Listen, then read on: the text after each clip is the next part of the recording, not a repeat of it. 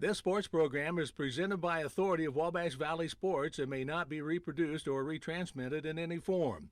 The accounts and descriptions of this game may not be disseminated in any way without prior written consent of Wabash Valley Sports.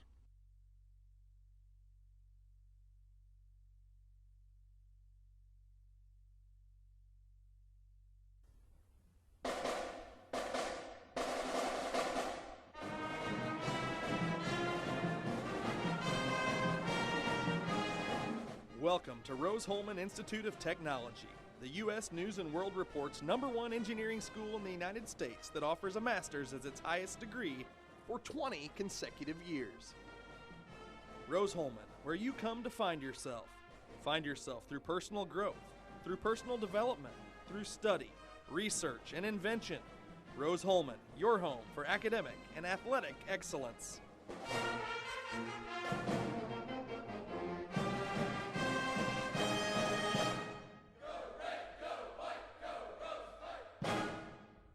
You're watching Rose-Hulman Women's Basketball on the Indiana Sports Network. And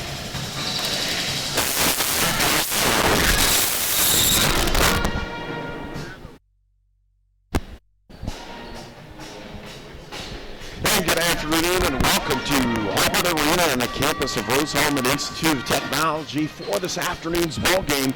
It's Defiance College taking on Rose-Hulman, and we're looking for a great ball game. It's the opening ball game for Rose-Hulman in HCAC action as they've opened the season 1-4, but there's a reason for that. As my partner Roy about Rose-Hulman and all the things right now, and it's really a youth here at home. Well, it really is. You know, Rose-Hulman has one senior, Hannah Woody. They have one soft, then they have 7 freshmen on the squad, and 4 of those freshmen start along with Woody at guard.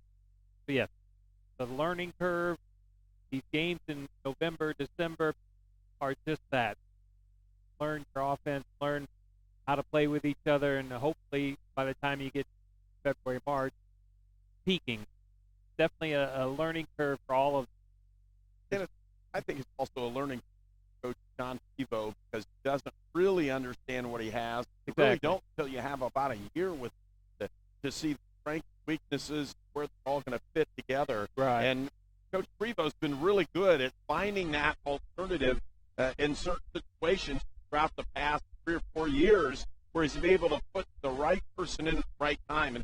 And he's going to have to figure that out, and it's going to take a little while. It is. You know, and we're talking to Coach Prevo earlier this week. He talked about how he's really having to teach some fundamentals and teach the offense and defense that to these fresh girls that you may not normally have to do to those senior, junior-laden teams that he's had here in the past couple of years. So he's really had to do a lot more coaching, per se, early in this season. And again, both teams coming in today are 1-4, but I think we're going to have a good, solid matchup and hopefully a good game to go with it.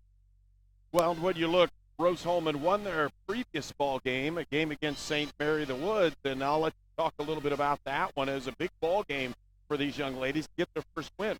It was. It was a packed house. Obviously, it's a crosstown rival, but Rose-Hulman did not. They came out a little flat.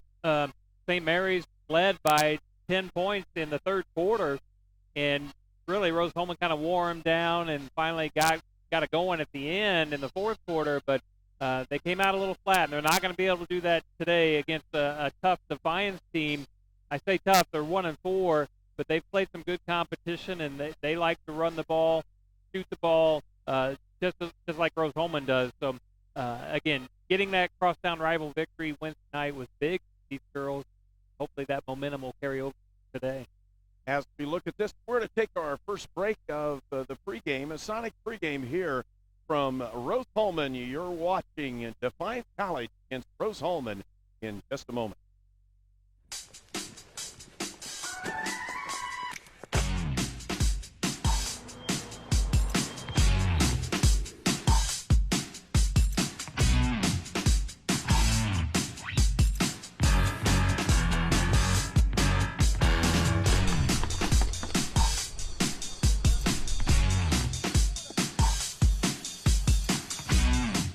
Shannon Combs, your A to Z roofing specialist, building the future together. This Fritos Chili Cheese Junior wrap is only 99 cents. And that's a wrap. Right, but you know the commercial's not over, right? And that's a car. Yep, very good. And that's a camera. 3 for 3, good job, buddy. That's a Fritos Chili Cheese Junior wrap while they last. Order ahead for happy hour anytime. You're watching Rose-Hulman Women's Basketball on the Indiana Sports Network. Opening ball game of the year for Rose-Hulman in conference play, and with this group of young ladies who've been assembled, a lot of freshmen, the pressure's really off. It's not a pressure to win the conference. It's a pressure to improve every game. It really is. One of those seniors, the one and only senior on the Rose-Hulman squad, Hannah Woody, really has to step up and be a leader both on and off the court, and she's done that so far. She's averaging just over 11 points per game. She had 18 points against St. Mary's Wednesday night. She had a career high of 19 the game before that. So she's really the one that has to step up, show those freshmen how to play at the collegiate level.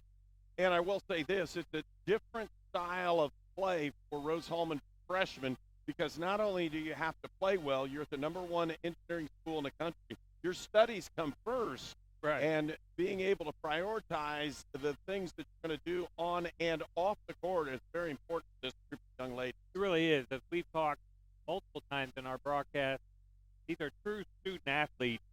Student comes first here at Rose-Hulman. And so to be able to juggle, your academics and learn how to play college basketball at a high level here in the HCAC, it's tough for any freshman to do. And then when you throw 4 freshman starters, again, 7 freshmen overall on the team, they're all getting some quality playing time.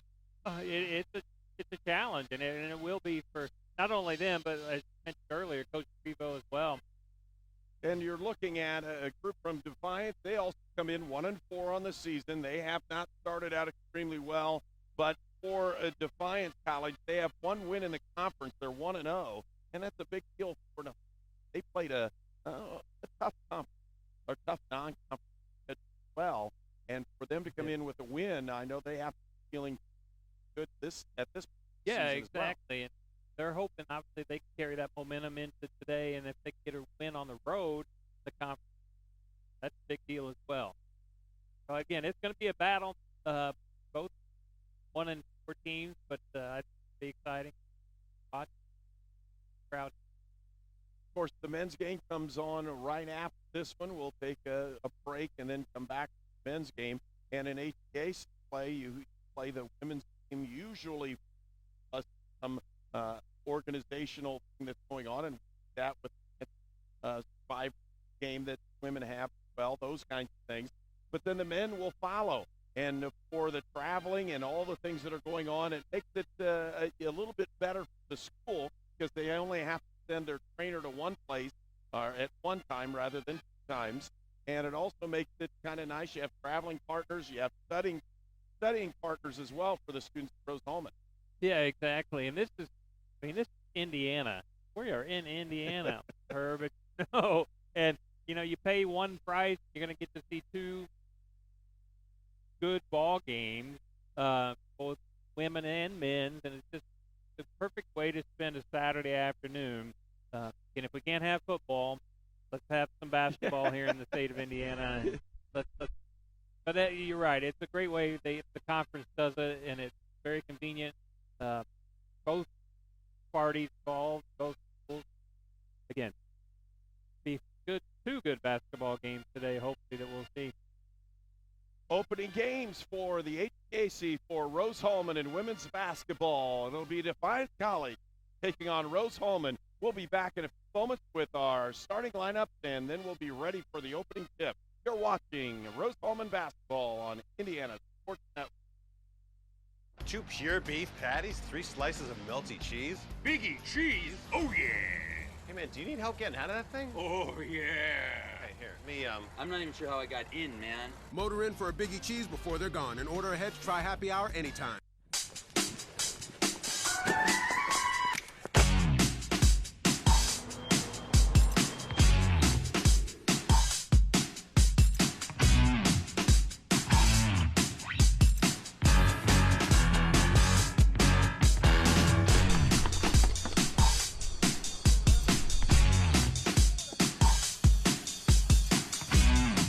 Shannon Combs, your A to Z roofing specialist, building the future together. This Fritos Chili Cheese Junior Wrap is only 99 cents. And that's a wrap. Right, but you know the commercial's not over, right? And that's a car.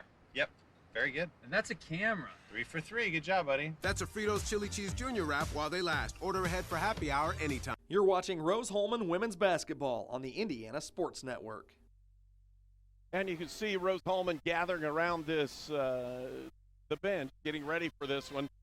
Again, a very young ball club, 7 freshmen on it, 9 players on the overall roster, which means, again, Coach Prevost has traditionally gone 7, 8, and even 9 players on a consistent basis. So all of these young ladies will probably see some action today, get them a chance to be in an HCAC action, but more importantly, be able to see them build on what they have throughout the start of this ball game and all the way through this season. I think it means Coach Prevost has to suit up at practice. They want to do 5-on-5. You know, with only 9 players, you're exactly right. All of them are going to, as the season goes along, especially early games, try to find the right combination as far as starts go and who works well, who plays with each other. And the little things that you necessarily think about when you're a fan at home, but as a coach, you're trying to, again, find out best combination here in November and December that can carry you on, hopefully conference more come February and March. We'll take a very short break. Be right back to the starting lineup. Watch Indiana. Terre Haute, a great place to stay and play. Restaurants, hotels, motels, and campgrounds, there's something for everyone. Terre Haute is the home away from home for students of Rose-Hulman Institute of Technology, St. Mary of the Woods College, and Indiana State University, where there are always great educational activities and sporting events. Enjoy the Children's Museum. Terre Haute hosts Blues at the Crossroads Downtown Music Fest, Rib Fest, and the Banks of the Wabash Festival. Plus the HCAC Quarter Midget Championship, open wheel racing at the Action Track, and 5 national college and state high school cross-country championships at the famed Laverne Gibson cross-country course. There's plenty to do and enjoy in Terre Haute, so come stay and play. It could be anyone. The star student, the all-state athlete. I never thought it could happen to me, that I could lose everything.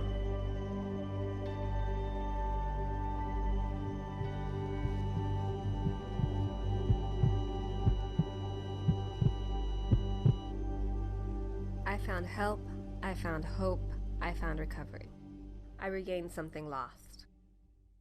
At Lynn's Pharmacy, we're more than just your pharmacist. We're your neighbors. Our kids go to the same schools. We eat at the same restaurants. We sit next to you in church. When I listen to a symptom. When I fill a prescription. When I offer advice, I'm not just helping a customer. I'm helping my neighbor and a friend. My name is Lynn Hofstetter, and I'm the proud owner of Lynn's Pharmacy, a modern pharmacy with old-fashioned values and personal service, dedicated to keeping you, your family, and our community healthy since 1872. Here at Lynn's Pharmacy, downtown Brazil. You're watching Rose-Hulman Women's Basketball on the Indiana Sports Network. And now your starting lineup. Starting lineups for today's basketball game. First, for the visiting Defiance College Yellow Jacket. At guard, the junior, number 4, Kaylin Pickens. At guard, the sophomore, number 24, Taylor Day. At forward, the freshman, number 25, Josie Wolf. At guard, the sophomore, number 34, Nisha Speed. And at forward, the senior, number 42, Danielle Carruthers. The Yellow Jackets are coached by Alan King Jr. And now, let's meet the starting lineup for your Rose-Hulman Fighting Engineers. At guard, the 5'7" freshman from Powder Springs, Georgia, number 12, Desiree Webster. At guard, the 6-foot freshman from New Brighton, Minnesota, number 33, Kaylin Jester. At forward, the 5'7" freshman from Muncie, Indiana, number 45, Avery Lumen. At forward, the 6-foot freshman from Wheeling, Illinois, number 54, Noza Igihan. And at guard, the 5'7" senior from Cincinnati, Ohio, number 24, Hannah Woody. The Engineers are coached by John Prevost and assisted by Kevin Robinson.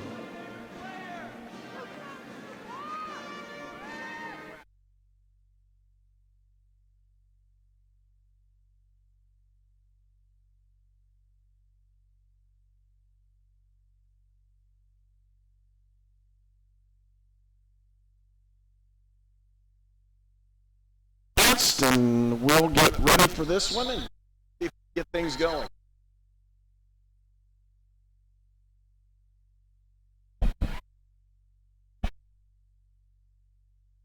And they're setting in this center circle.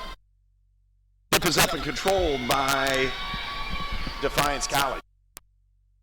Defiance with the basketball as they'll move it along. Number 4. Get it outside. 34 is speed, and they're moving the ball quite well. Pickens back speed with it one more. Pickens. Moving it in, the clock winding down. Day takes the shots up, no good. Rebound comes out to Rose-Hulman. Igihan with the rebound. Fast and outletted pass out to Jester. Back over outside, Woody. Again, good ball movement for Rose-Hulman here early in the ball game. Boy, sure is, and it's nice to see Igihan with that rebound, getting her involved early. Woody with the shot. Igihan with the rebound, put back, can't get it to go. It'll still remain Rose-Hulman basketball. Igihan shows a lot of talent and poise against St. Mary's on Wednesday night. She's going to be a force to be reckoned with down low for the Engineers, averaging right now just over 8 points and right at 8 rebounds per game. But I really like the way she contributes and hustles, and she's going to be a good one for Coach Prevost in the years to come. Looking at something going on, the officials, some, again, technical as to what we're doing with the shot clock violation. They're not quite sure what they were meeting to discuss. There's 17 seconds left on the shot clock. Webster will trigger it inbounds. Desiree kicks it out. Woody in the corner, pump fake and a drive outside, gives it up to Lumen. With the drive is Webster, kick outside, open shot for Jester, can't get it to go, and the rebound comes out to Defiance. Nice open shot, just couldn't quite knock it down. Speed gives it over to Carruthers. Back over to Pickens, drives the lane, gets it stuffed right back at her. She gets a second shot up, and she's fouled, and Kaylin Pickens will go to the line, the 5'5" junior from Fort Wayne, Indiana.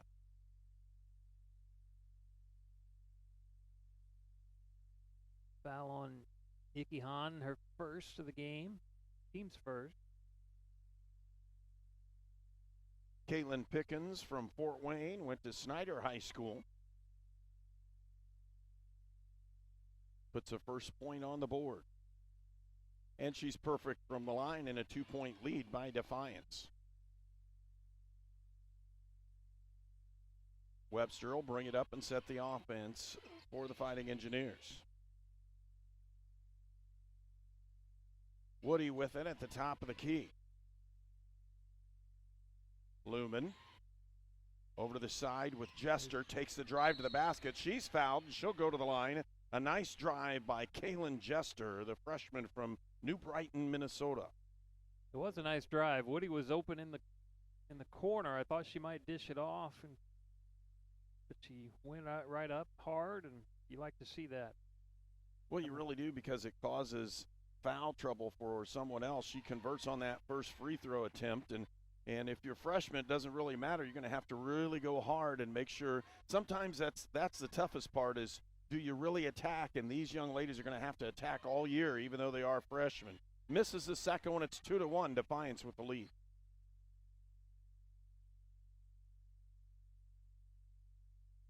Day gave it back up to Carruthers, back to Pickens. Nice defense for the Engineers. Again, John Prevost kind of looks at that man-to-man defense the entire time. With it is Day. Down inside, stolen away. Igihan with the steal. Up, three-point shot by Webster. Can't get it to go. Igihan with the rebound. And they'll pull it back outside. Hannah Woody. Over to the right side is Lumen. Over to the top is Webster, a nice athletic move, and you can tell she's a quality point guard, really handles the ball well. Woody with the drive and score. Nice move. Hannah Woody.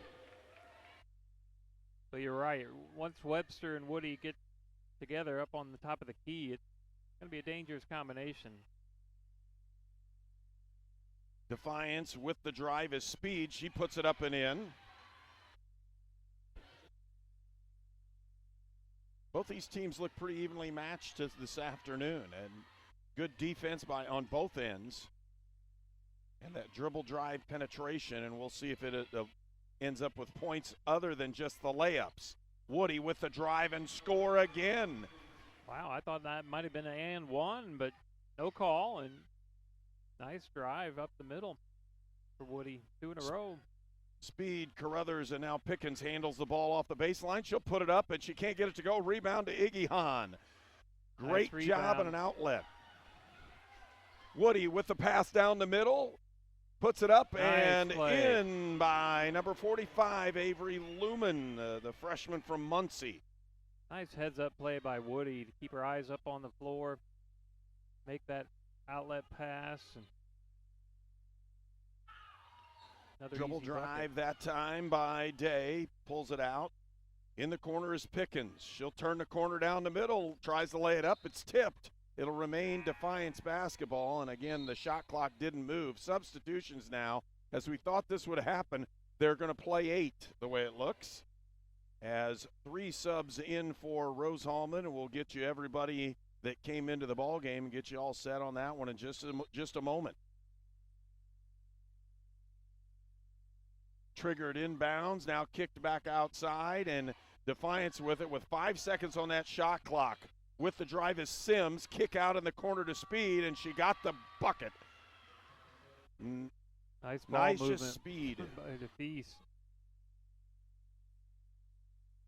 Scores tied up at 7. Nola Wilson now handles the ball as the point. Turning corner was Jester, can't get it. Burnham is in the ball game. Rose back out. Woody pulls up, can't get it to fall, and the rebound comes out to Defiance. A foul in the backcourt by Hannah Woody. She really didn't need to do that, but again, that aggressive. Right, you hate to see that call or that foul that far away from the basket this early in the ball game. But as you mentioned, Rose-Hulman dressing and playing 8 players today. Defiance has, from what I can tell, 14 dressed. We'll see if that plays a factor as we get into the 3rd and 4th quarters as far as being run down, tired.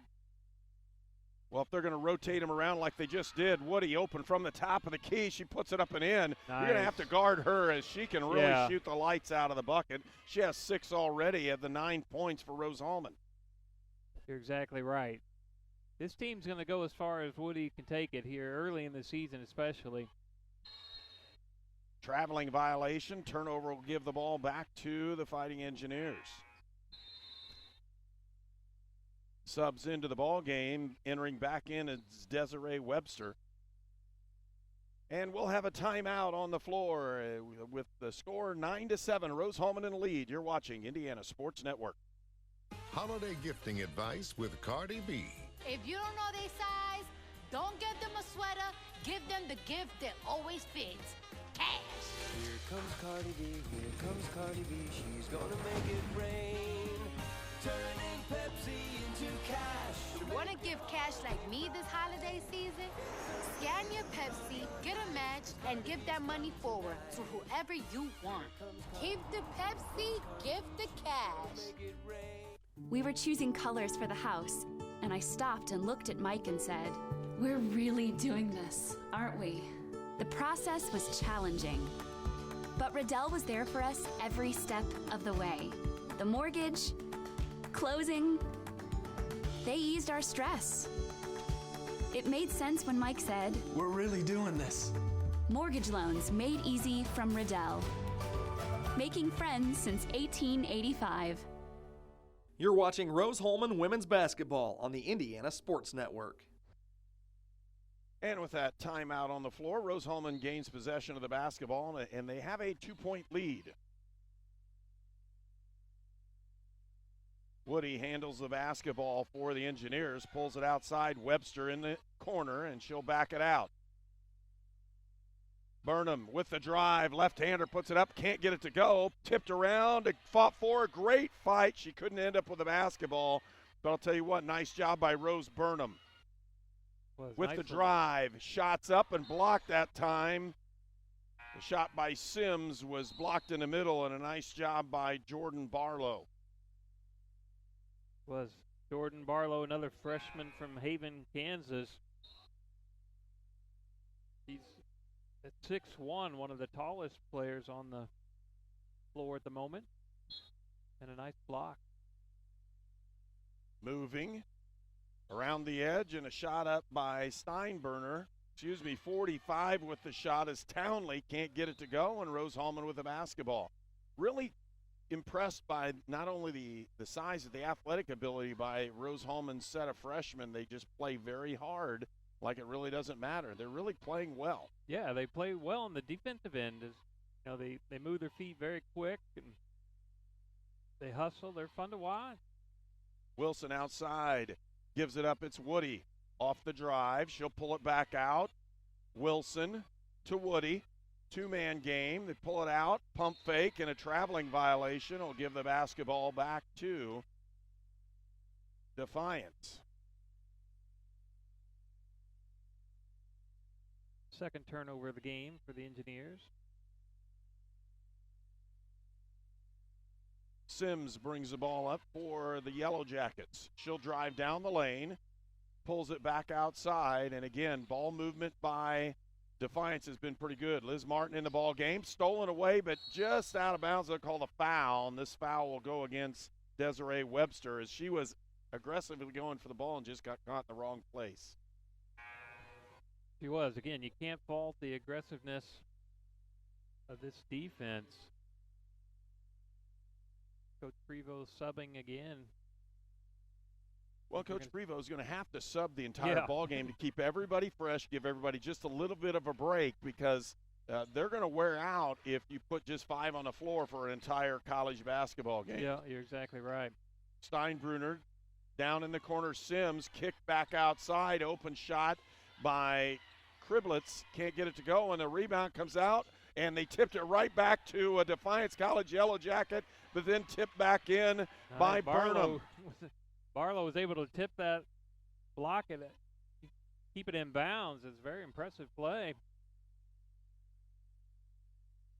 And this ball has been moved quite well in the post.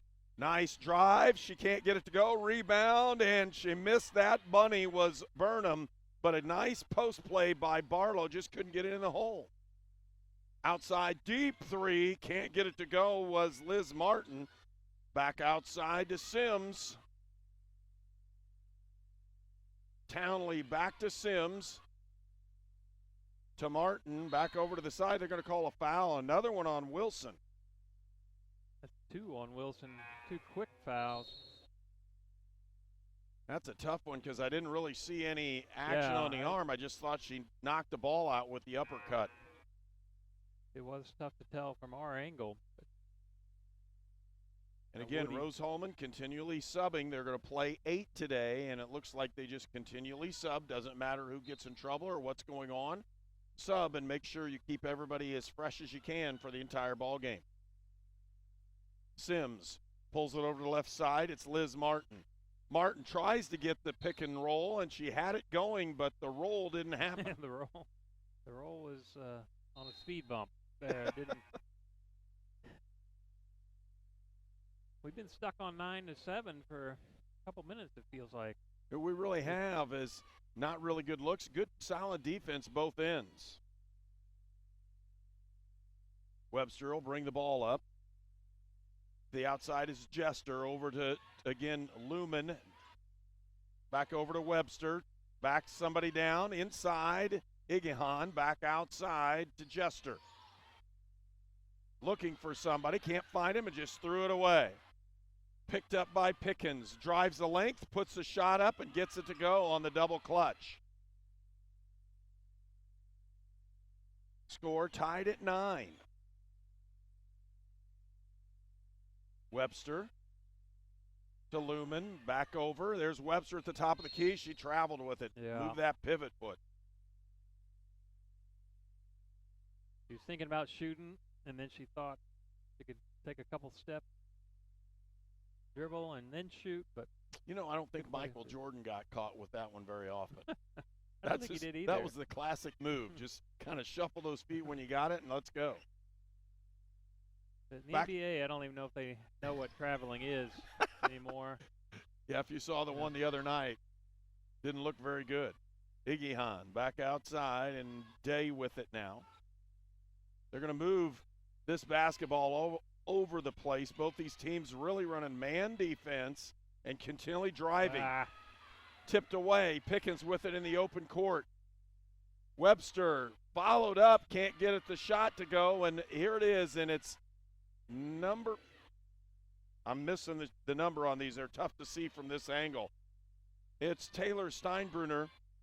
The freshman puts that one in for Defiance and gives them a 2-point lead. Back-to-back turnovers for the Engineers led to 4 quick points. Lumen with the drive, lost it out of bounds. Defiance ends up with the basketball. You're right, though. We really haven't had much scoring here in the last about 3 minutes of the ball game, especially from Rose-Hulman. They just haven't had that shot opportunity. They haven't. They had some success with Woody driving early in the quarter, but have not had that here late in this first quarter. Ball in the low post. She stepped out of bounds, and it was Triblets, Lauren Triblets from Harrod, Ohio. And there are a lot of freshmen playing for Defiance as well. I mean, we probably should mention that.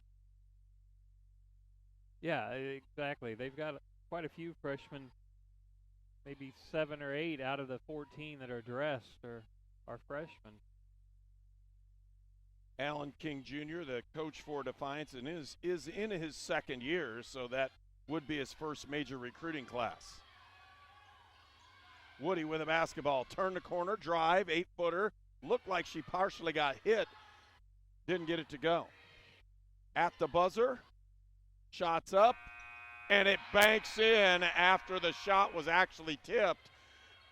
It will count. We're going to meet together and see what happens here. Just a second. I think they're determining whether Two-point it's a shot. 2 or 3. Yeah, she and was it counts. inside It's the line, 13-9. We'll return for more on Indiana Sports Network.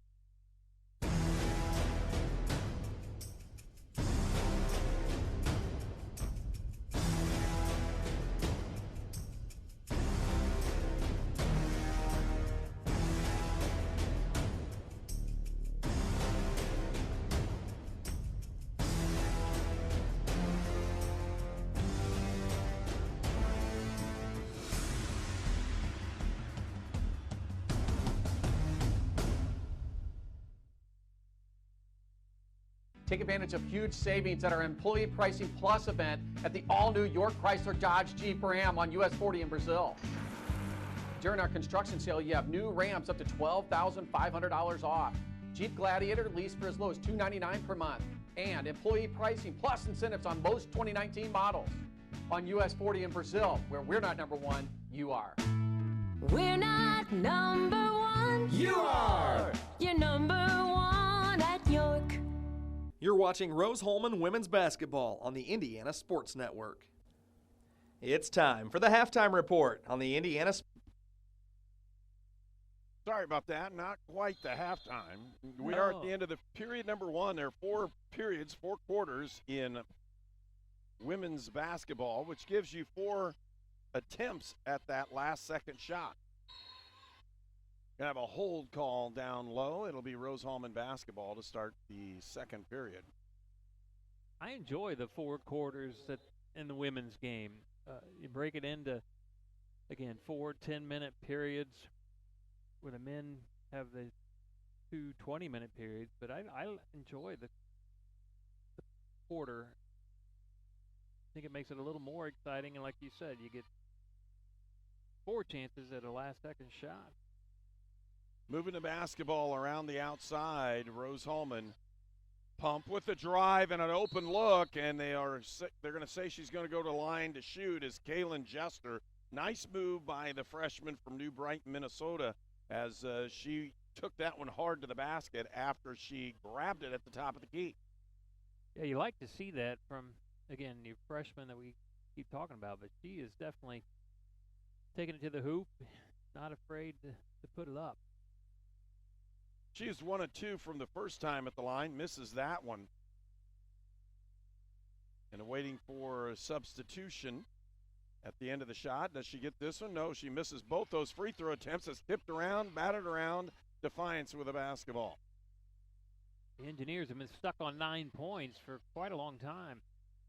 Pickens gives it up, this time to Steinbruner. Outside. You can see Pickens handles the basketball well. Nice Webster steal. with the steal. She's in the open court. She'll lay it up and in. Nice. Desiree Webster, the 5'7" freshman from Powers Springs, Georgia. Right back in the middle. Looked like she potentially traveled. A held ball will give the basketball. Still with Defiance on the alternating possession. Nice play by Iggy Hahn not to, get the tie up but not foul. And if you could hear Coach John Prevost just coaching the entire time. Talking about things. Webster again with the steal. Pick. She'll drive hard. Jump stop. Gets it up. Can't get it to finish. Nice move. And she fouls her in the backcourt. Again, another foul that far away from the basket is not what you want. Coming off two good steals back-to-back by Webster.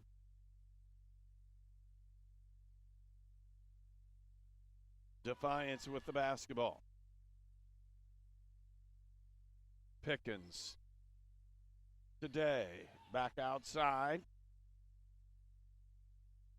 And again, good ball movement. 3-point shot up by Steinbruner. She hits that one. It's 16-11. Defiance with the lead. I'll tell you what, Steinbruner's a freshman, and she does not play like one either. Woody with the drive, puts it up and gets the roll. And one. Come on. They'll count the basket, and Hannah Woody goes to the line for the old-fashioned 3-point play attempt. Again, substitution for Defiance. Nicole Sims into the ball game, and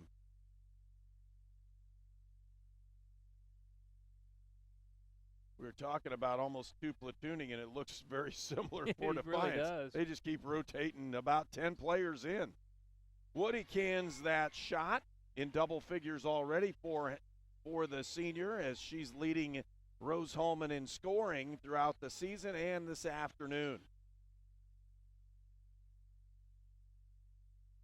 Outside is Sims, looking for somebody, gets it to Carruthers, and back over. Carruthers in the lane, but they're going to call a foul on this one. I thought maybe we were going to get the 3-second call there as well, as somebody was camped in there for a long period of time. They were. I wasn't quite sure what the foul or what the call was going to be. Like you, I thought it might have been a 3-second. Screen up top, had it open. Nice handwork by Webster, and they threw it in the backcourt. Should be an over and back, and it is. Rose-Hulman will end up with the possession on the turnover. Very nice work by Webster to cause that confusion, disruption in that pass. Again, she's had 2 steals, and could almost qualify that one as a third. Playing well here this second quarter. Hannah Woody starts the offense. They'll give it out. There's Webster with it. Desiree gives it outside to Burnham. Rose Burnham with the basketball. Woody off the wing, feed down low.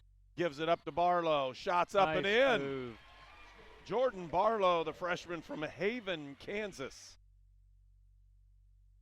ties that score at 16.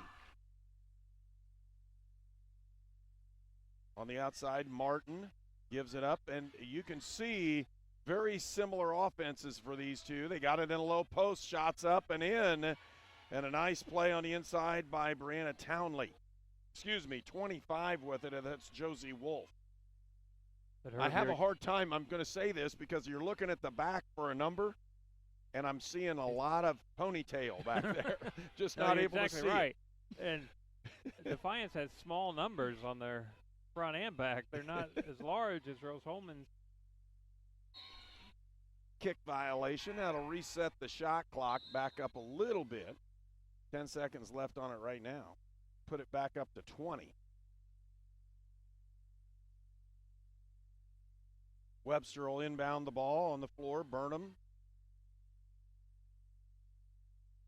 Jester, Woody, and Barlow.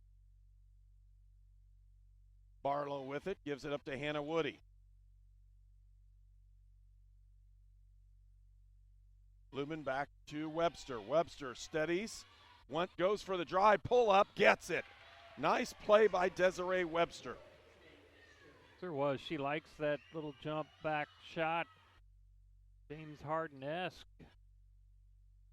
But in the paint, able to knock it down. Really moving the basketball well. Down in as Wolf. She had a shot possibility and just didn't do it. Pull, step back, fought for, scramble, and we'll have a held ball. The Rose-Hulman possession. Jordan Barlow with a really nice job on the effort, and that held ball allows Rose-Hulman to get that team rebound. Coach Prevost barking out some orders. Play he wants to run here. Switch to a high post style offense. Webster with the basketball, gives it up to Woody. Nice Screen and roll down to the block, gets it up and in. Nice. A really nice play by Rose Burnham, but a better pass by Hannah Woody. Exactly what you wanted in that high pick and roll. Nice pass and able to capitalize. Liz Martin feeds down inside to Kriblitz. Back outside, almost a steal attempt there by Webster again. She almost was able to get her hands on that one. With the drive down a low post, it's blocked partially and hits the backboard. Shot clock winding down, fought one up there, and they got it up and in and fouled on the play. With the basket going in was Josie Wolf, the freshman from LaRue, Ohio, with a really nice play, and she'll go to the line with the score tied at 20. And Burnham just got out of position a little bit to try to get that rebound and ended up causing a foul and chance for a three-point play. Scores tied at 20. Now it's 21-20. Defiance with the lead. Hannah Woody with the basketball. Feed down in. Post move, kicked outside, had an open look, couldn't get it up. Webster with the drive, has an opening. Kicked it outside, Woody for three. Hannah can't get it to go down, but the ball's tipped around and controlled by Rose-Hulman. Jester with the rebound. She had an open look. She did. I thought she was going to go up with that. Feed down inside with the drive, and the score is Nosa Igihan. Nice little pump fake by Igihan. Put the ball on the floor and then was able to get a nice kiss off the bank. With the basketball, Igihan with the steal. She's like, get it out of my hands. I don't want to dribble it. Let me get to the post. Woody back outside, and Webster. They're going to put it down in the low post. Feed to Lumen. Ducks in, gets the shot up, but can't get it to go. Igihan with the board, and she's fouled. Nosa Igihan, the freshman, 6 foot tall from Wheeling, Illinois. Nice play here by the Engineers as far as, got another timeout. And we'll take that timeout as well. Rose-Hulman leads by 1, 22-21. Here in the second period, you're watching Indiana Sports Network. Terre Haute, a great place to stay and play. Restaurants, hotels, motels, and campgrounds. There's something for everyone. Terre Haute is the home away from home for students of Rose-Hulman Institute of Technology, St. Mary of the Woods College, and Indiana State University, where there are always great educational activities and sporting events. Enjoy the Children's Museum. Terre Haute hosts Blues at the Crossroads Downtown Music Fest, Rib Fest, and the Banks of the Wabash Festival. Plus the HCAC Quarter Midget Championship, open wheel racing at the Action Track, and 5 national college and state high school cross-country championships at the famed Laverne Gibson cross-country course. There's plenty to do and enjoy in Terre Haute, so come stay and play. This Fritos Chili Cheese Junior Wrap is only 99 cents. And that's a wrap. Right, but you know the commercial's not over, right? And that's a car. Yep, very good. And that's a camera. 3 for 3, good job, buddy. That's a Fritos Chili Cheese Junior Wrap while they last. Order ahead for happy hour anytime. You're watching Rose-Hulman Women's Basketball on the Indiana Sports Network. Folks, we want to thank the Union Center for Sports Medicine. It's a proud sponsor to be the official sports med provider for Rose-Hulman Institute of Technology. The certified athletic trainer for the Fighting Engineers is Scott Keller. And Samir Bavishi and Jerry Palmer from Union Sports Med Group serve as the team doctors. Union Health, caring for Rose-Hulman Athletics.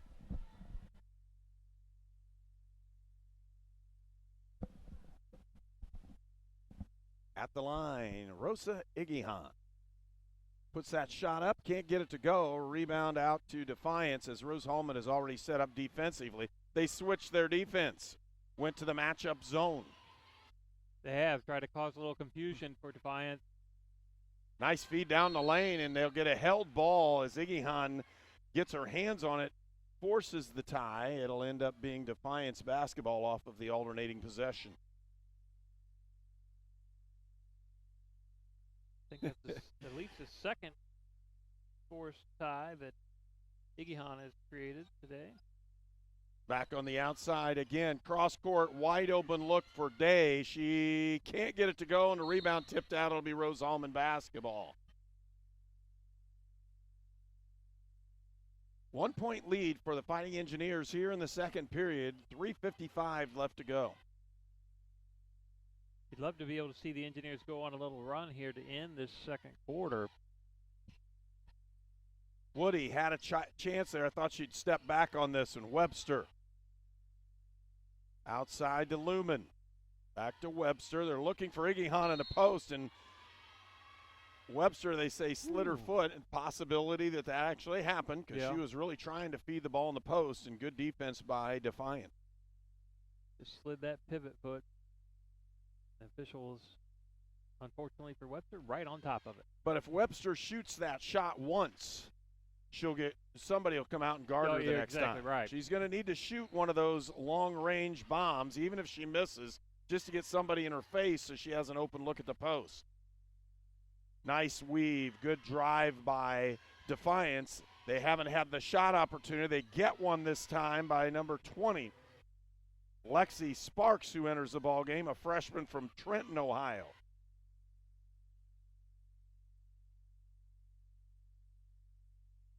With the basketball, Woody hesitates, drives, gets it blocked, rebounds her own ball. Tipped out of bounds. It'll end up being Defiance basketball.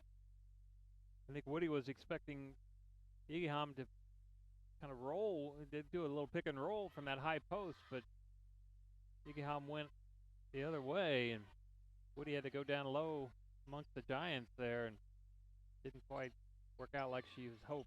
Rose-Hulman back to their man defense. They'll feed it in the post. Back outside is Sparks. She'll take the shot again. Can't get it to go. Rebound comes out to Rose-Hulman, and a nice job by Jester. I thought maybe she double dribbled that ball. I thought she might have as well, but yeah, nice job. Webster back out to Lumen. Woody with it. Waiting for somebody to get open. Feeds it inside. Igihan there you go. Turns around. Can't get it. Back outside to Jester. Igihan squares up with the drive. Reverse layup. Looked like a little bit of contact, and Coach Prevo's not saying much, so I don't know if there was really much from that angle. Defiance with the basketball and a 1 point lead. Turning the corner, Day in the lane, kicks it back outside. Shots up and no good. Rebound comes out to Webster. Rose-Hulman with the basketball. Woody, and they have a timeout called. We'll take one as well. Defiance leads by 1 when we return for more action on Indiana Sports Network. It could be anyone. The star student, the all-state athlete. I never thought it could happen to me, that I could lose everything.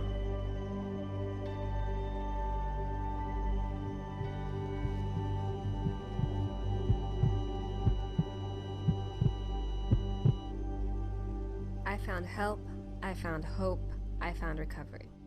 I regained something lost. You're watching Rose-Hulman Women's Basketball on the Indiana Sports Network.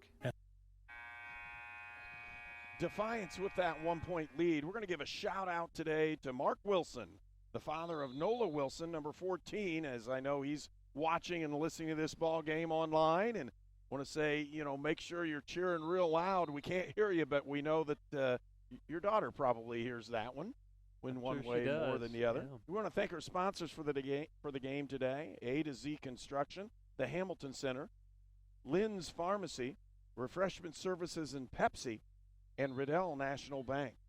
Rose-Hulman with the basketball. They'll kick it in. Woody open in the corner, and I thought she'd take that one. Feeds it down in the post, and we don't get a shot. With the drive, another quality drive that time by the lefty, Kaylin Jester, who scores this time. And the leads change hand one more time. Sparks with it. She'll drive. Can't go anywhere. Gives it back out, and it's Pickens. She'll drive. Puts the shot up. And they're going to call a blocking foul on the inside by Barlow. And pretty tough because if you just kind of push her out of the lane, you don't get that blocking call. Yeah, you're exactly right. It's a tough call. First foul of the game for Barlow. Shots up and ties the ball game by Kaylin Pickens.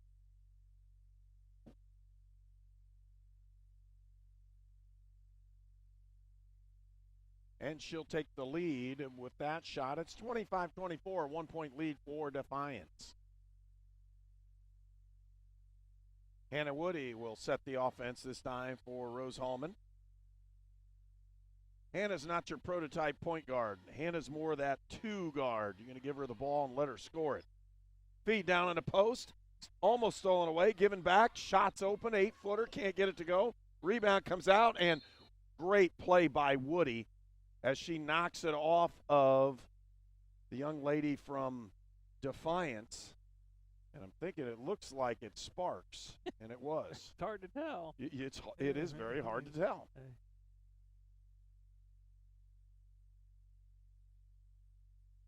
Webster trying to feed it in, has somebody open, and he gets the 5-second call. Nice defense, but Defiance, it just wasn't a good open look for Webster to get that ball in, but you hate to have that turnover with less than a minute to go here in the first half.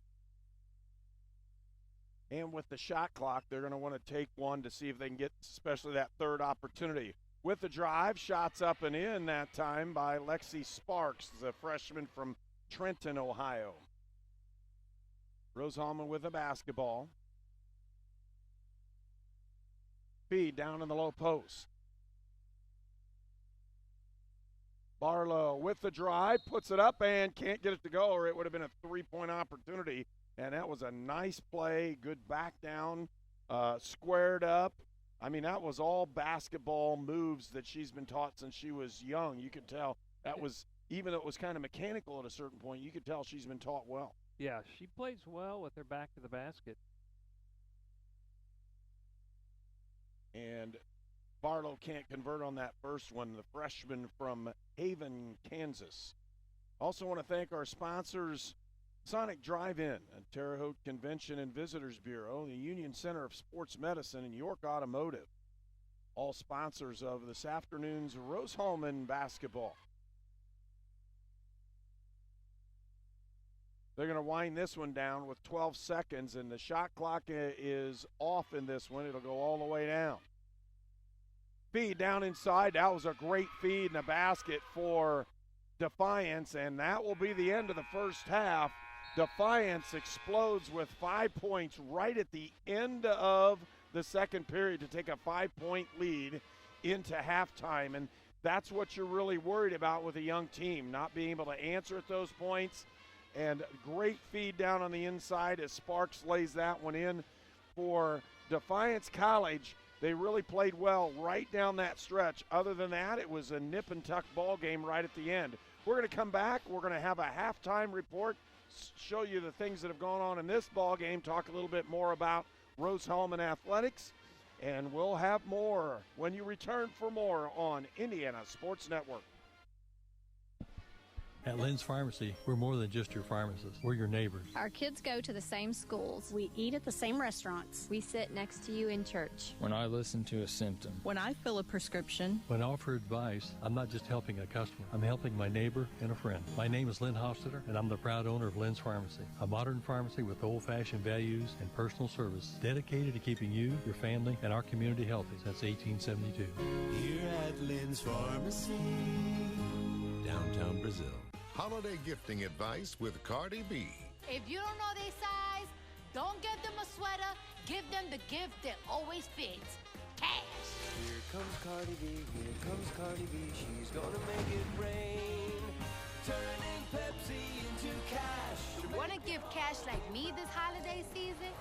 Scan your Pepsi, get a match, and give that money forward to whoever you want. Keep the Pepsi, give the cash. We were choosing colors for the house, and I stopped and looked at Mike and said, "We're really doing this, aren't we?" The process was challenging, but Riddell was there for us every step of the way. The mortgage, closing, they eased our stress. It made sense when Mike said, "We're really doing this." Mortgage loans made easy from Riddell. Making friends since 1885.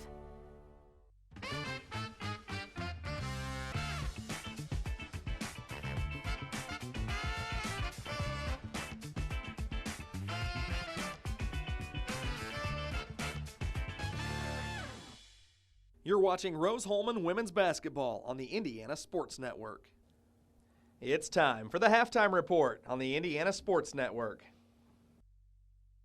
And we're back at Holbert Arena, a 5-point deficit for Rose-Hulman, and they just had that right at the end of the second period. They did. Both teams are very evenly matched, played very well for the most part. But yeah, Defiance was able to get ahead here, those 5 points in the last minute of the ball game. One key fact is, in my opinion, is the lack of free throws. Rose-Hulman is 2 of 9, 22% in that first half in free throws. Defiance was 5 for 5. So that, when you look statistically, is kind of the big one that jumps out to you. Everything else is pretty evenly matched, so to speak. As far as turnovers, Rose-Hulman has 8, Defiance has 9. Steals, we saw Webster for Rose-Hulman with a couple steals back to back, but she has 5, or excuse me, as a team they have 5 steals. Defiance has 3, so a very evenly matched game in that first half. But unfortunately, they got a little lax there. Rose-Hulman did in the last minute, and Defiance was able to capitalize with 5 quick points. And nobody really in foul trouble, both sides, as the game's been pretty clean.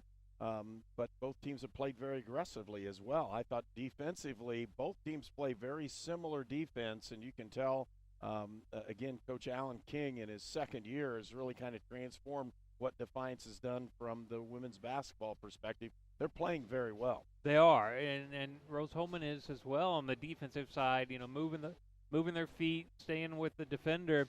And as you mentioned, both teams run similar offenses as well. For Rose-Hulman, the offense has got to go through, in my opinion, Hannah Woody and Webster. They can both handle the ball. Hannah can drive and shoot the ball. One freshman that I thought, did a nice job in that first half, and I've been impressed with watching the last few games, is that Noza Igihan again. She only had 2 points, but she really contributed a lot when she's in the game as far as defensive presence, rebounding. She had a steal as well. So, again, Coach Prevost is going to be making some adjustments here at halftime for this second half, and I fully expect Rose-Hulman, like they did Wednesday night, to come out here in the second half and play better, execute the offense better, and hopefully come out on top in the end. Well, shooting satisfies a multitude of needs. And right now, Rose-Hulman is not shooting at a higher percentage that they need to. They've had some really good looks and opportunities, like you said. Even when they were fouled going towards the basket, they stepped to the line. They just weren't knocking down those free throws. and just a little bit better shooting, and you're going to see a transformation within this Rose-Hulman team because they're doing a lot of things very well, but they're just not shooting the basketball as well as they need to be in an upper echelon yet. And when I say yet, that comes with a little more confidence, a little more playing experience. When you shoot the basketball well, you're a little more relaxed in what you're doing. And those freshman jitters show up every now and then in this ball game, and you can see some of it. We say this 10 games from now, that probably won't happen. But right now you can see they're just a little bit hesitant in what's going on. That's the exact word I was going to use. They're hesitant. They have some open looks, but they're not afraid, or they're afraid to take the shot, and they'd rather make the pass. And sometimes you have to be a little more aggressive, and that comes with experience, and as you know. So, yeah, 10 games from now, we're definitely going to see a different Rose-Hulman Engineer team than what we're seeing right at the moment. But again, what we're seeing right at the moment isn't horrible. These guys, or these ladies, are play well as far as hustle. They move their feet on defense. Coach Prevost definitely going to get them cohesive as a team moving forward. They're going to be fun to watch. And I think you're right. This group will be very fun to watch. You give them a year, 2 years, and right now you're just going to see you're going to struggle through some of those growing pains, but a really quality group of freshmen that Coach Prevost has brought in to replace what we consider to be some of the best basketball players that Rose-Hulman's had the last 3 years. Rose-Hulman has been lights out from the women's perspective. Yeah, they really have. You know, last year they had Allie and Abby Bromanshinkle, I believe, and they have both graduated, but they were top echelon players for Coach Prevost, and they've had, again, the last 2 or 3 years, had a lot of leadership and upperclassmen. It's just this year, as you said, early in the game, it's the youth movement for Coach Prevost, and you have to deal with those growing pains as they come. And as a coach, and I'm going to tell you this one too, and I know you know this as well, there's nothing better than to see people progress, both on the floor and off the floor, and just how they grow up. And being at a place like Rose-Hulman's going to allow that to take place. I think you'll see a huge difference in these young ladies a year from now. Oh, I totally agree. You know, Rose-Hulman is a quality place, and it's a family atmosphere.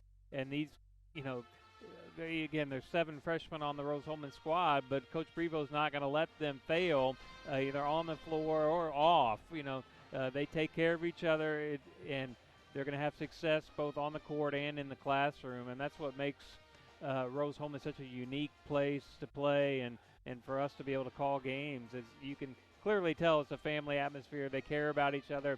They care about their student athletes here, and want them to succeed on and off the court.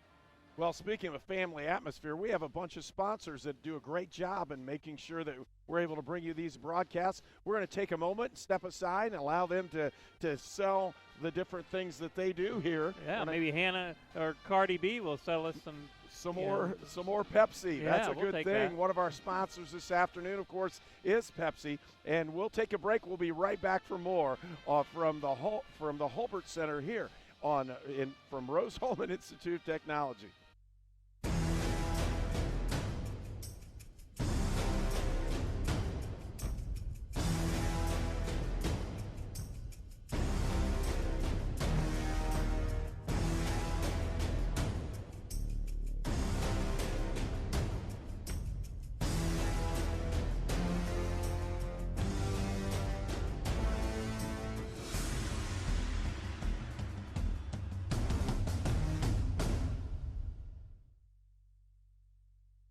Take advantage of huge savings at our Employee Pricing Plus event at the all-new York Chrysler Dodge Jeep Ram on US 40 in Brazil. During our construction sale, you have new Rams up to $12,500 off. Jeep Gladiator leased for as low as $299 per month. And Employee Pricing Plus incentives on most 2019 models. On US 40 in Brazil, where we're not number one, you are.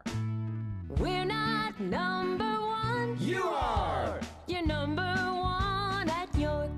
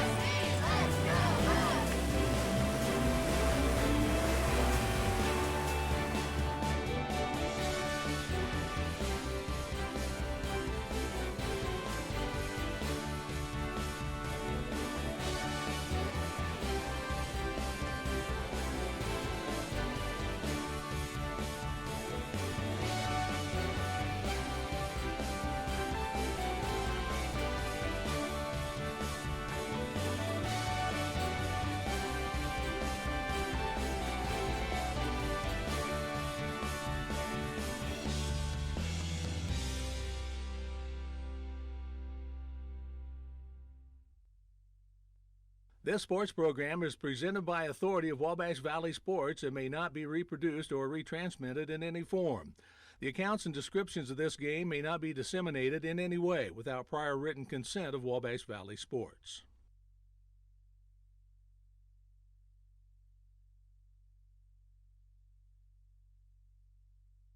You're watching Rose-Hulman women's basketball on the Indiana Sports Network.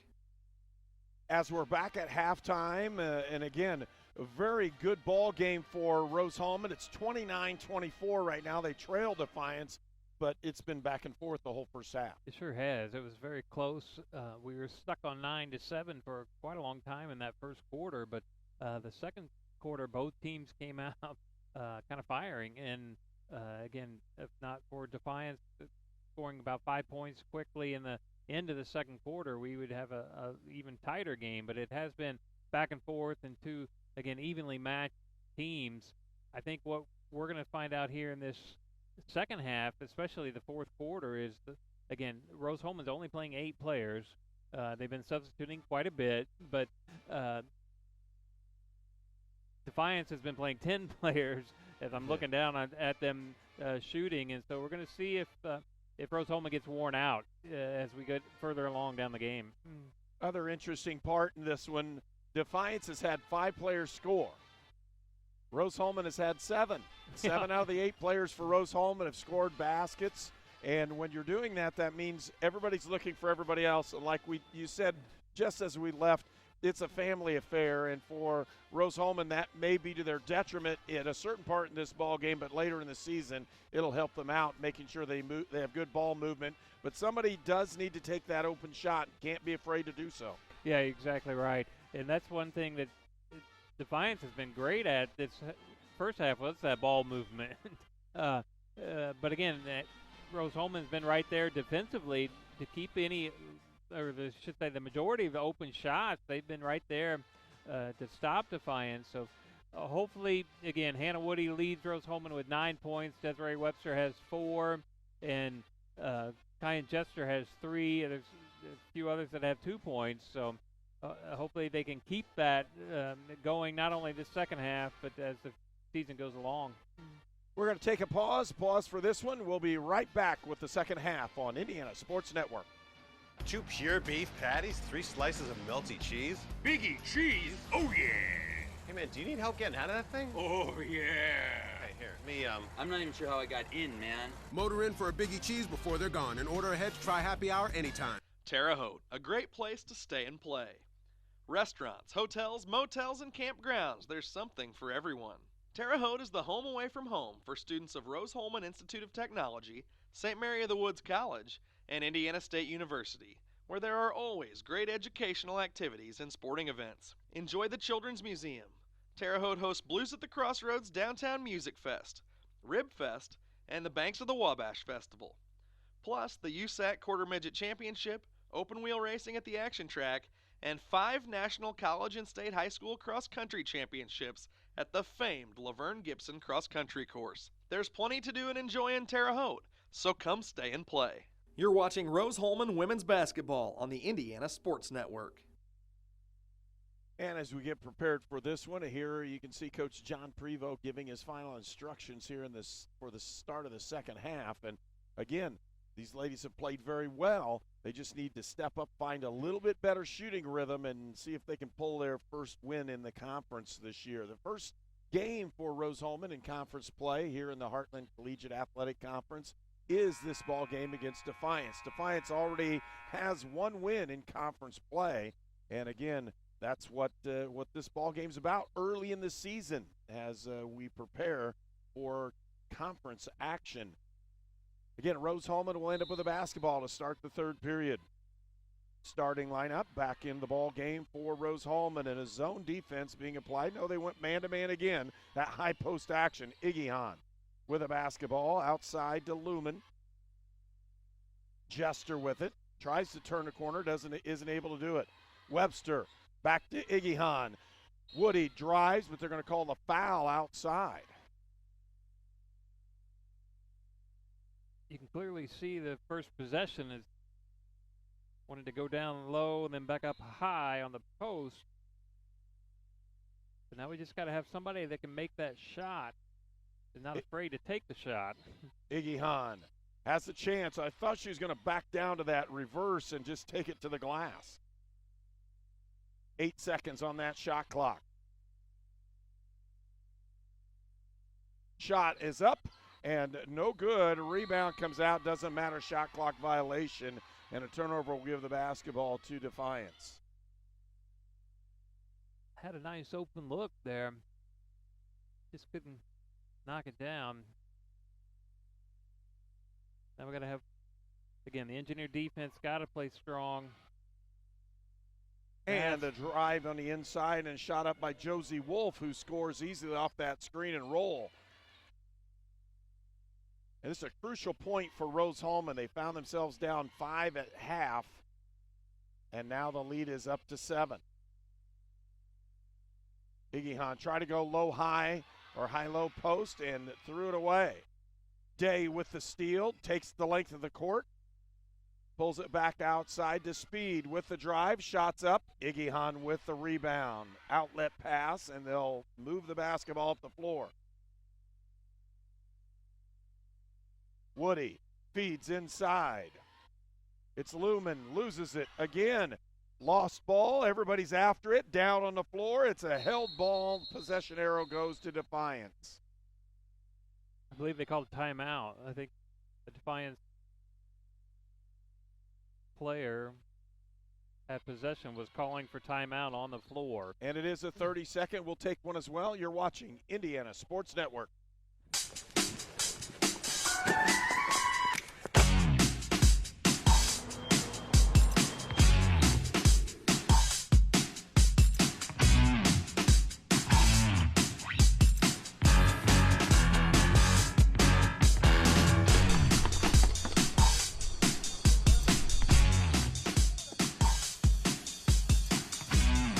Shannon Combs, your A to Z roofing specialist, building the future together.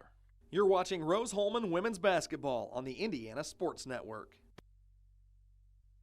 So timeout called by Defiance College. They maintain possession of the basketball, and so that will not be an alternating possession.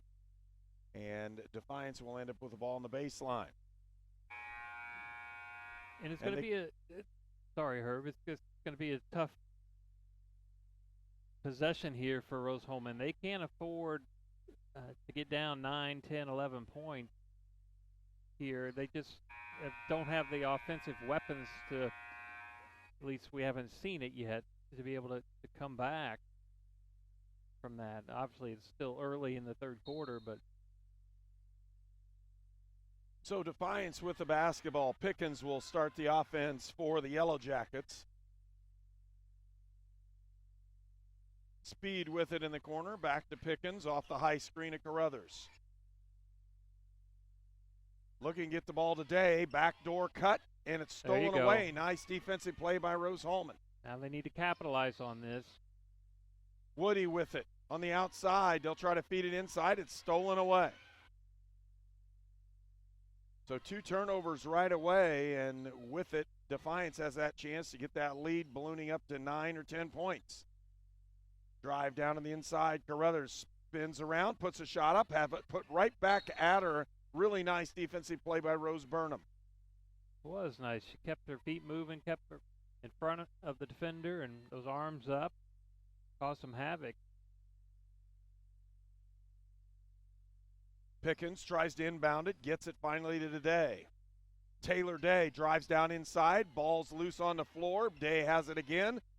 Could easily have been a 3-second violation in there as well. Carruthers with the drive, looking to do something with it. Throws it up, can't get it to go. Rebound out, shots up again. And finally, Rose-Hulman pulls it down with Burnham on the rebound.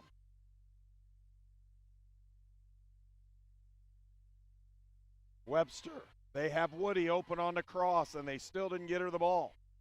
Coach Prevost was not happy about that either. Webster was wide open for 10 seconds. Iggy Hahn with the reverse layup, nice puts it up move. and in. Nosa Iggy Hahn from Wheeling, Illinois with the bucket and cuts that lead back to 5. Day, cross court to Carruthers. Pickens today to Speed, 3-point shots up and in. Nisha Speed, a sophomore from Sterling Heights, Michigan. Defiance 3 of 10 from three-point range with that bucket. Woody on the low post puts it up and can't get it to go. Rebound, Iggy Hunt fighting for it. She's got the loose ball and she traveled with it. Didn't see that one. I thought maybe it went off of a leg. No, I saw her right foot lifted up. And I do believe that was the correct call, but again, we got to score some points. 8-point lead for Defiance. Here in the third period with 6:08 left to go. Crossover and a nice dribble by the freshman Steinbruner. Gives it up to Speed, dribble drive, shots up and no good, rebound, but that huge rebounding effort by Defiance has kept the ball alive the last two possessions. They'll set it up one more time. 5 seconds on the shot clock. 3-point shot up by Sims, can't get it to go, rebound out. Woody grabs this one and Rose-Hulman with the basketball. Cross-court pass, they'll give it up to Webster. Cross again, in the corner is Wilson, can't get it to go. Rebound to Wilson, she puts it up and in. Nola nice Wilson, follow through. The freshman from Indianapolis, puts that one in. Nice job, way to follow your shot. Triblets hands it back off to Wolf.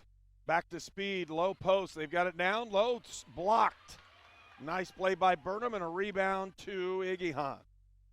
Back out to the outside. Here comes Wilson again. Puts it up and in. Nola Wilson. Nice play by Wilson. Give him a little momentum boost here for the Engineers midway through the third quarter. Back-to-back baskets for Wilson. Timeout's been called on the floor. We'll take it as well. Only a 4-point lead now. Rose-Hulman at the line when we return on Indiana Sports Network. It could be anyone. The star student. The all-state athlete. I never thought it could happen to me, that I could lose everything.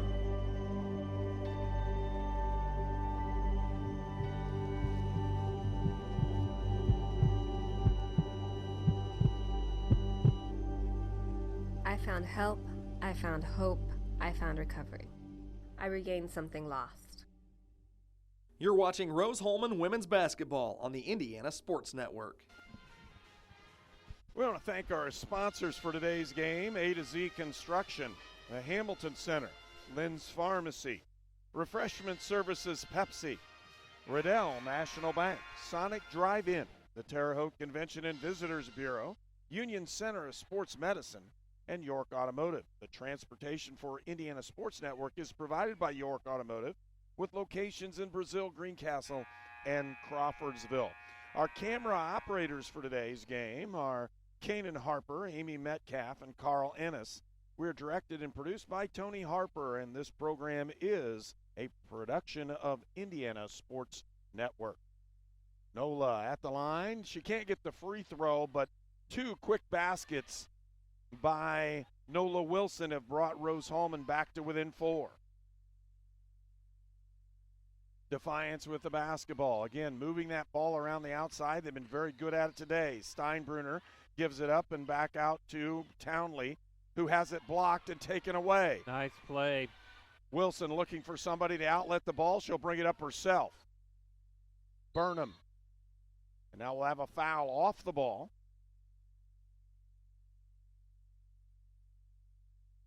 Rose-Hulman will maintain possession of it.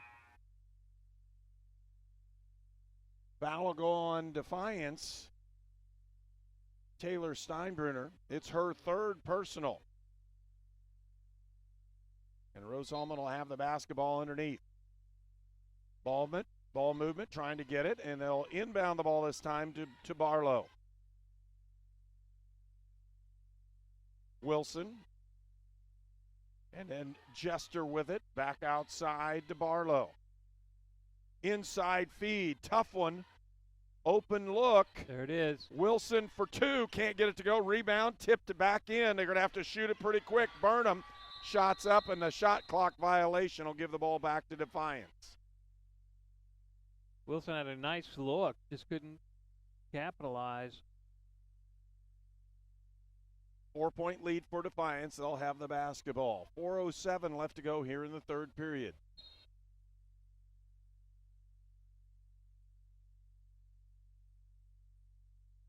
Herb, I don't know about you, but I have a feeling this game's going to go down to the wire. Maybe the last second, the way these two teams are going at it. Well, Rose-Hulman's defense has picked up, I can tell you that. With that opportunity, speed with it, back outside. They'll give it up to Sims. Again, the defense for both these teams has caused them to not be able to shoot the ball very well. Shot clock running way down. They get the shot up, can't get it to go. Rebound comes out to Barlow. Nice rebound.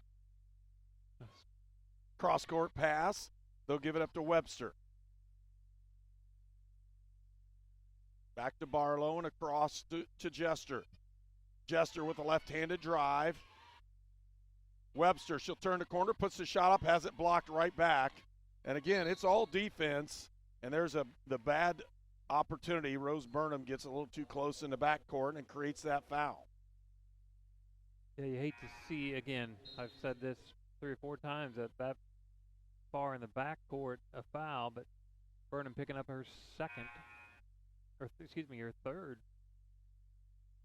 Yeah, you make that foul 60 or 70 feet from the basket where it really doesn't matter, and you're not good defensively positioned anyhow. And it makes it pretty tough. Defiance with the basketball. Sims has run the point guard position very well as a freshman for Defiance, and she again is in the ball game and just contributing for there. Another quick foul for Rose-Hulman. This one goes against Nosa Igihan. It's her second. And Defiance again trying to put the ball in the corner. Sims with it. Trying to work on Webster. Looking in. Pump fake. With the drive is Day. Puts the shot up. It's blocked. And they're going to call the foul on Jester this time. Yeah, that's 3 fouls. Back to back to back for Rose-Hulman.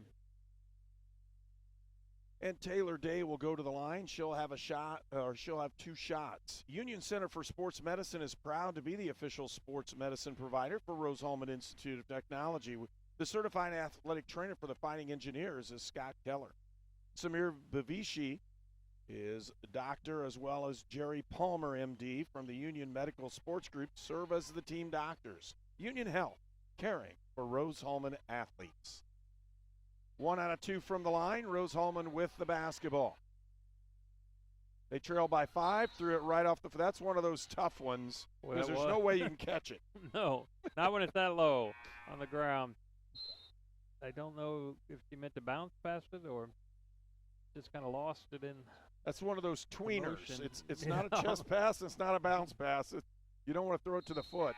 And we laugh at those because, pressure determines what happens. And again, they're going to handle this pressure a little bit better 10 weeks from now. We just know what's going to happen.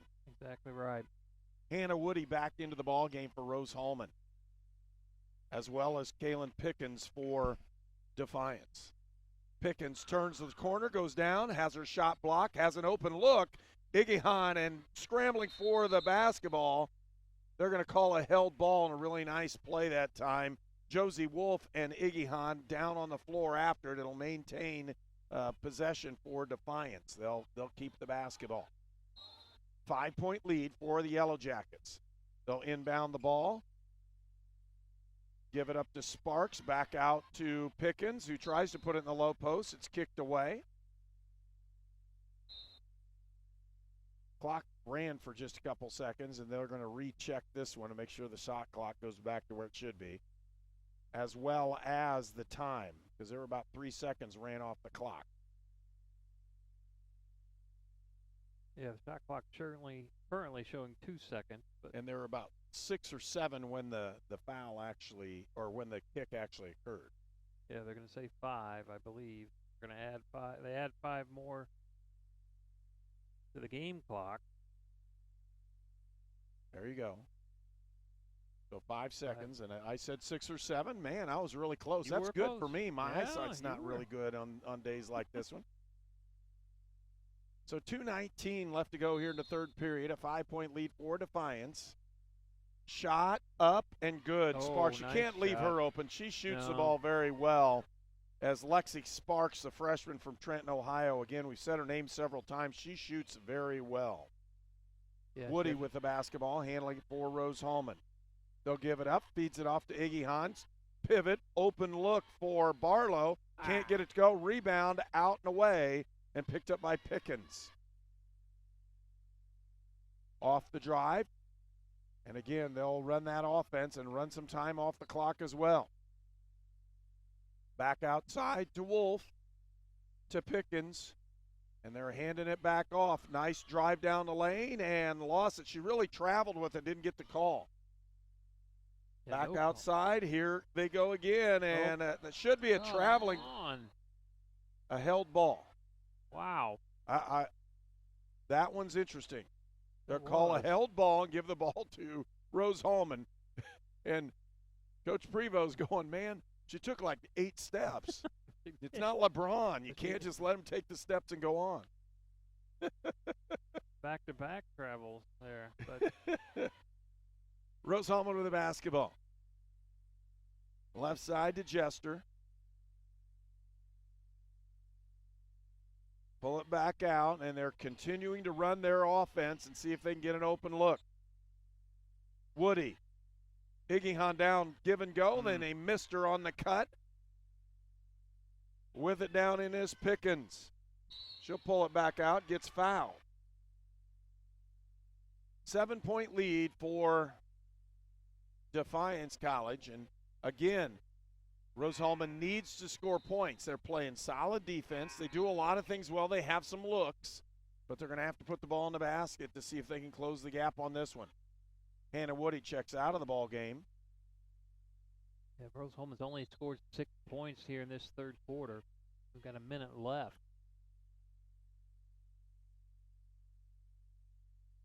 Sparks with it. Looks inside, a good feed. To Carruthers down in the middle. She'll put it up, can't get it to go, and rebound by Igahan. Webster with it. She'll set the offense. They're playing man. It looks kind of like zone at the start because of the way they're playing help side, and it is a matchup right now. You can just see them moving around. They're doing a really nice job of making that man look like zone. Yeah, they are. They're doing a great job. With it, and the drive is Webster, and she'll go to the line as she's fouled on that drive. And that's the aggressiveness Rose-Hulman needs to do. They need to take the ball to the basket instead of just standing around with it at certain points, and they're going to have to just step up and take those shots. They are. Defiance is just not allowing Rose any outside shot. 2 shots at this time for Desiree Webster, the freshman from Power Springs, Georgia. Desiree gets that first one in, cuts the lead to 6. Our transportation for Indiana Sports Network is provided by York Automotive with locations in Brazil, Greencastle, and Crawfordsville. Webster will take the second one, gets it up and in as well. Substitution in, as again trying to substitute, especially to slow down the offensive aggressiveness by Defiance in any kind of setup and allow Rose-Hulman to set their defense as Jordan Barlow checks into the ball game.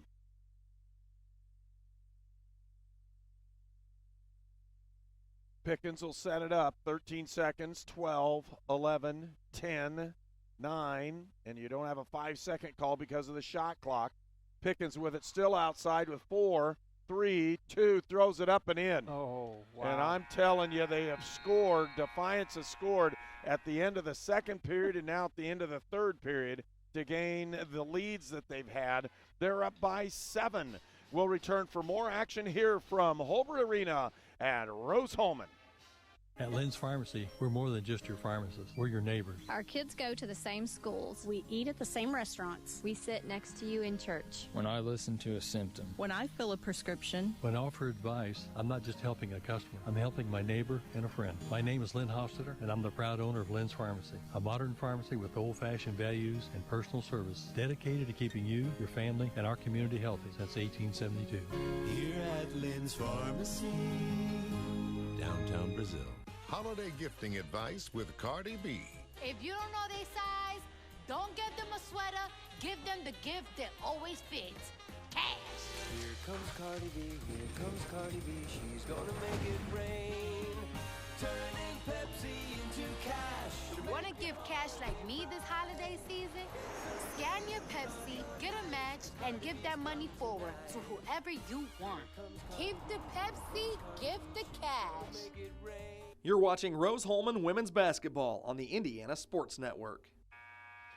What a key shot right at the end of the third period. Kaylin Pickens with 10 points, only player in double figures. Hannah Woody hasn't scored since the first period.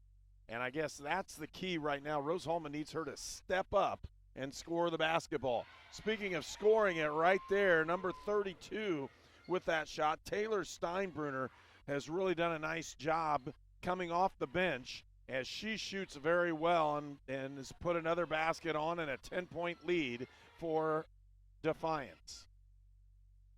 You're exactly right. Hannah Woody's got to step up here in this fourth quarter. 2-point shots up by Desiree Webster and a nice jumper as she scores again. Or Desiree Webster. We'll take anybody who wants to, put the ball in the basket for the Engineers this fourth quarter. Pickens back over to the right side. They'll give it up to Martin. Martin looking to feed. Had the low post open. Didn't do it. Kaylin Pickens. Back outside. They'll feed it down in a low post, and they give it to Sparks. Wow. She shoots well. She does. That's a very nice, smooth shot. 10-point lead for Defiance. Right at the end of the shot clock, too. And I guess that's the point where it makes it very difficult because Defiance right now has run the offense the last 3 times down the floor just the way they want it. Exactly right. 3-point shots up, and they won't call it, but they'll call a foul underneath. They say the ball will remain in Rose-Hulman's possession as a blocking foul called, and kind of glad that one happened because the shot didn't hit anything. Hannah Woody back into the ballgame. Nola Wilson had a nice run there, gave Rose-Hulman a nice little boost. Inside Woody, can't get it to go. Rebound to the inside for Rose-Hulman. It's Webster again. They'll give it up and can't get it to go. Rebound bounding around, and Defiance ends up with it stolen away. And I'll tell you what, Webster is all over the floor. She's got to maintain the speed and get back into the ball game here. She tipped it away. Woody cross court, gives it up. Drive by Jester. Back outside, shot up by Lumen. She gets it to go in. Avery Lumen, the freshman from Muncie, scores. Ball's tipped out of bounds. It'll remain Defiance basketball. Obviously, Rose-Hulman's got to have some tough defense, not let Defiance get up by 10 or 12 points again. Got to be able to hold them here and score some baskets. Need about 3 stops and 3 quick baskets, but leaving her wide open isn't going to do it as Lexi Sparks again hits this one. This one is a bank, and it's in for 3. 11-point lead for the Yellow Jackets. Sparks now has 16. Give and go down low, stolen away, held ball though. It'll still be Rose-Hulman basketball. Somebody needed to tell Sparks that the bank's closed at like noon. I don't know. They do around here anyhow, and she just keeps the thing open. Again, Sparks shoots well, but I think she got a little bailout on that one. I think she did too, but yeah, she's got a nice smooth They've stroke. got on the inside, and she just couldn't get it above the rim. Puts that one up and in. There you go. And a really nice play by Kaylin Jester, the freshman from New Brighton, Minnesota. Nice to see Kaylin stay with it.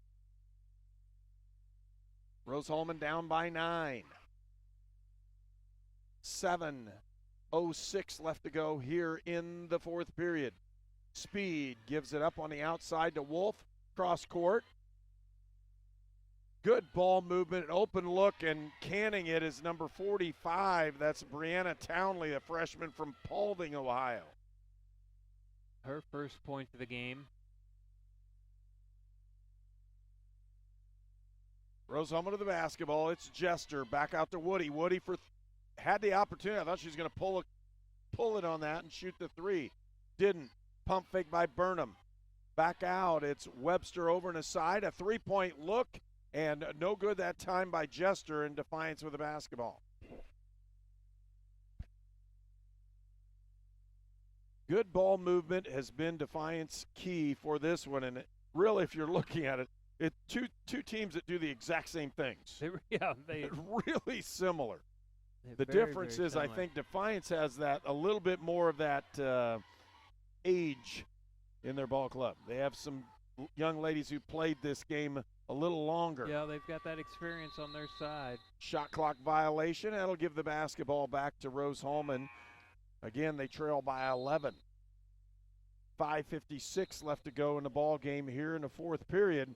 Substitutions almost wholesale for Defiance as they bring in almost a new set. For Rose-Hulman, they're going to make these young ladies probably go the length of this one, and Woody will set the offense for the Fighting Engineers. Woody, and again, they're going to move the ball, see if they can get her hands on the basketball, and she's got to be able to shoot with it. Jester drives, can't get anywhere with it. Back to Burnham, pulls up 10 feet, gets Nice it to shot. go. Nice shot by Burnham. Rose Burnham from South Riding, Virginia. Her fourth point of the game. Speed back to the outside, and again, the starting lineup for Defiance is in. Missed shot that time by Townley, and up comes Rose-Hulman. Woody for three. Woody. Hannah gets it. 3-point basket. Cuts the lead to 6. Perfect setup. Beautiful shot. Exactly what she needed to do. 49-43. Just under 5 minutes left to go in this one. Taylor Day with a basketball. To the right side, they'll give it up to Carruthers. Pickens, she'll drive, can't get anywhere with it, turns the corner, they'll call the foul out in front. This time it'll go against Webster. Be Webster's second personal foul. Non-shooting, it'll be out of bounds, and they'll call it. Well, we're going to have a timeout on the floor. We'll be right back with more. You're watching Rose-Hulman basketball on Indiana Sports Network. We were choosing colors for the house, and I stopped and looked at Mike and said, "We're really doing this, aren't we?" The process was challenging, but Riddell was there for us every step of the way. The mortgage, closing, they eased our stress. It made sense when Mike said, "We're really doing this." Mortgage loans made easy from Riddell. Making friends since 1885. You're watching Rose-Hulman women's basketball on the Indiana Sports Network.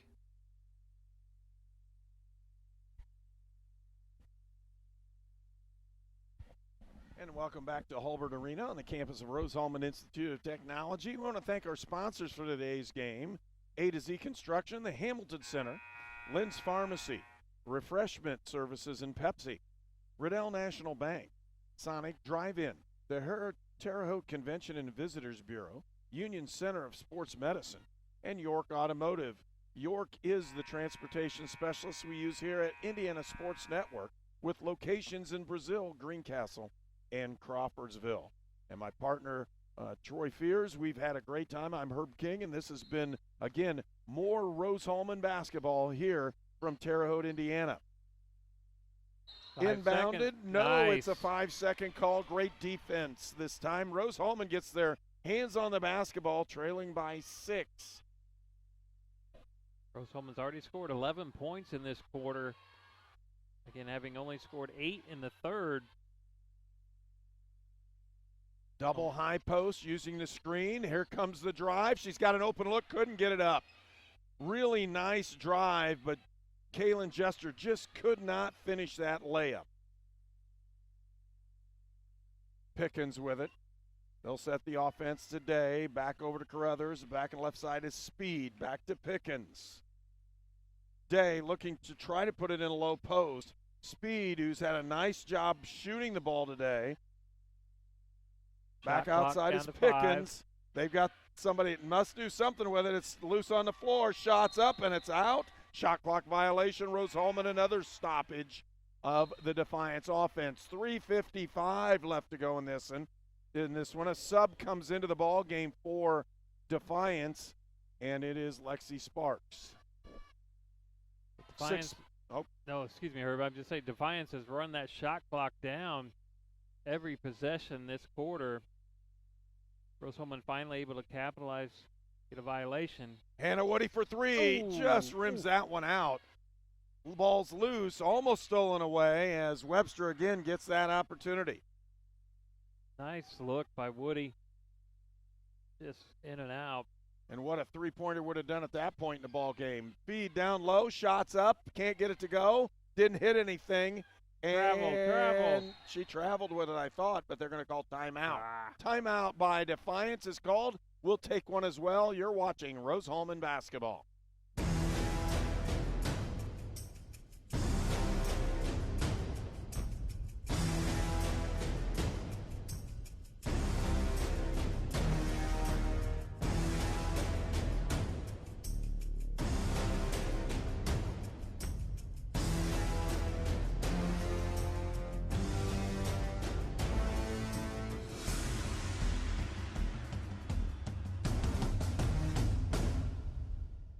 You're watching Rose-Hulman women's basketball on the Indiana Sports Network. Pretty solid fourth period here for Rose-Hulman. They've scored, they've played good defense, they're in the ball game, and they just need to see if they can close this one out with another good run and get a chance for a victory. It's Defiance basketball, 9 seconds on the shot clock. Out of bounds play in the corner. Tough place to throw the ball inbounds for Defiance. Sparks will throw it in. They're going to put it in the low post. They get it to Carruthers. She puts it up and in. Excuse me, that's Wolf, number 25. Josie Wolf with that shot. Again, having a hard time seeing it off of the ponytail. Inside, can't get it to go, and Rose-Hulman tipped it out of bounds, but a lot of contact, and again, Coach John Prevost going, man, he hit her right. She got hit right in the arm, and that was a really nice move by Igihan, and she did get hit. She did. And there's a lot of, people think the men's game is physical, but this women's game is. Wolf on the drive gets fouled. I know. You're smiling because you're like, well, that wasn't half the shot that Igihan took at the other end. Exactly. Just the way it works. 8-point lead now for Defiance as they've opened it up with the basket. And, again, Wolf at the line. Wolf has played very well right down the stretch. When they need the basket, she's been able to do it. He's a one-handed free throw shooter. Watch this. Just one-handed. Well, I can tell you why that is in a while, but that actually started with a man from Indiana, taught him how to do that. Virgil Sweet, that's his free throw method. On the outside, it's Burnham.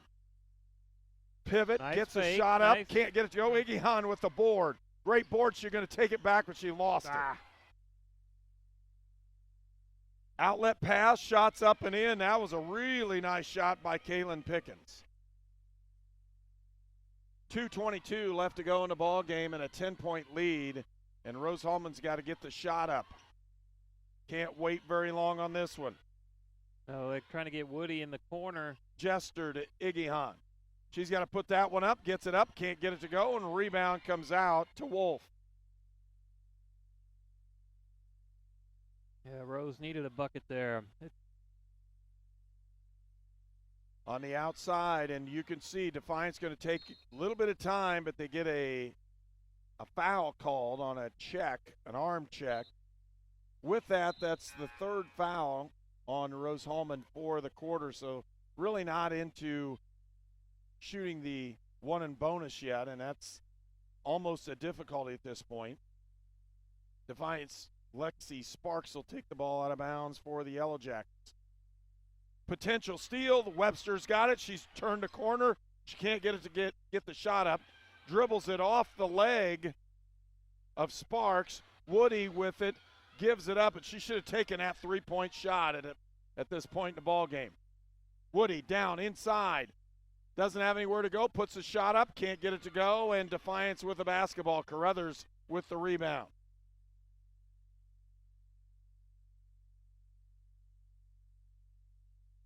They're going to try to run the clock down on this one. 1:20 left to go in the ball game. 10-point lead for Defiance. They'll put it outside. Taylor Day to Carruthers. Coming across the lane, they're going to call the foul on Woody, and she didn't initiate the contact. No, I didn't see that at all. But to hate to come away with no points on that last possession for the Engineers. Had that nice steal by Webster. But with only a minute 12 left, down by 10, they needed a bucket. Sparks again takes a shot, can't get it to go. Rebound comes out. Here comes Webster. Cross court, got an open look for Nola. She tries to take it inside, can't get it to go. Wilson on the outside. It's Webster in the corner. Three-point shot is up. No good by Jester. Back out. Nola Wilson to Webster. Somebody's got to shoot the ball on those kickouts. And not afraid of shooting it was Barlow, and she didn't hit anything with that one. She knew she had to shoot it, though. Somebody's got to put it up, and Barlow says, if you're not going to, I will. You got to shoot at this point, this juncture in the ball game. There's just no way you can't shoot it. If you're open, you have to put it in the air. 10-point lead for Defiance. Going to come with experience. Rose-Hulman's 1 for 7 on 3-point field goals this game. Defiance has emptied the bench. 23, Brianna Francis, a sophomore from Indianapolis, is in the ball game. Almost stolen away. Day with it. Shot clock is off.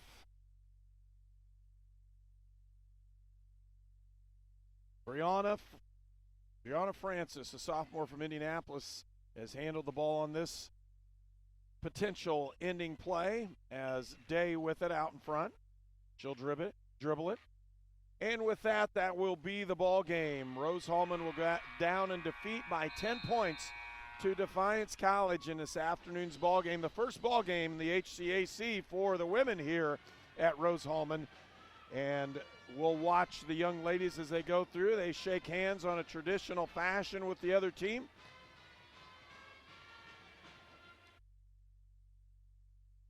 And Rose-Hulman will come back and play their next ball game. It'll be their next ball game for this group is going to be at Bluffton next Saturday. So they'll have a whole week of practice to get ready to go take on the Beavers. And you can see the team coming over saying thank you to the crowd for their support. As Coach Prevost does that, win or lose. You see the young ladies out there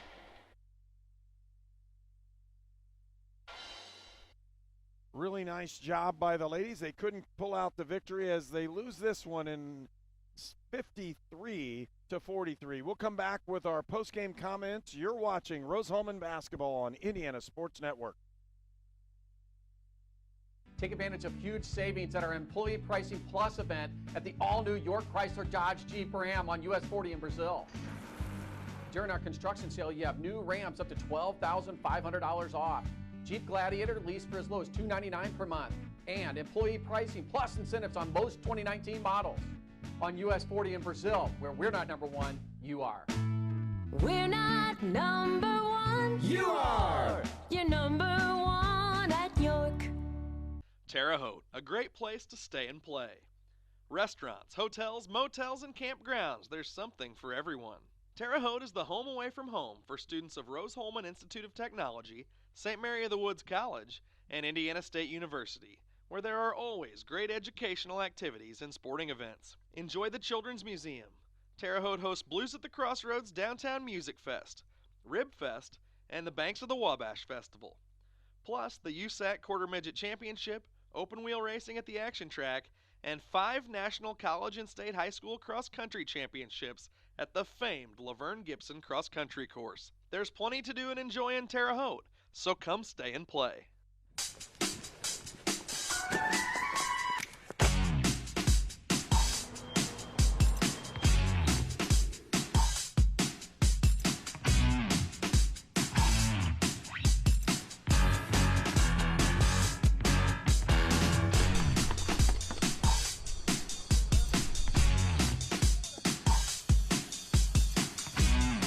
Shannon Combs, your A to Z roofing specialist, building the future together. You're watching Rose-Hulman Women's Basketball on the Indiana Sports Network.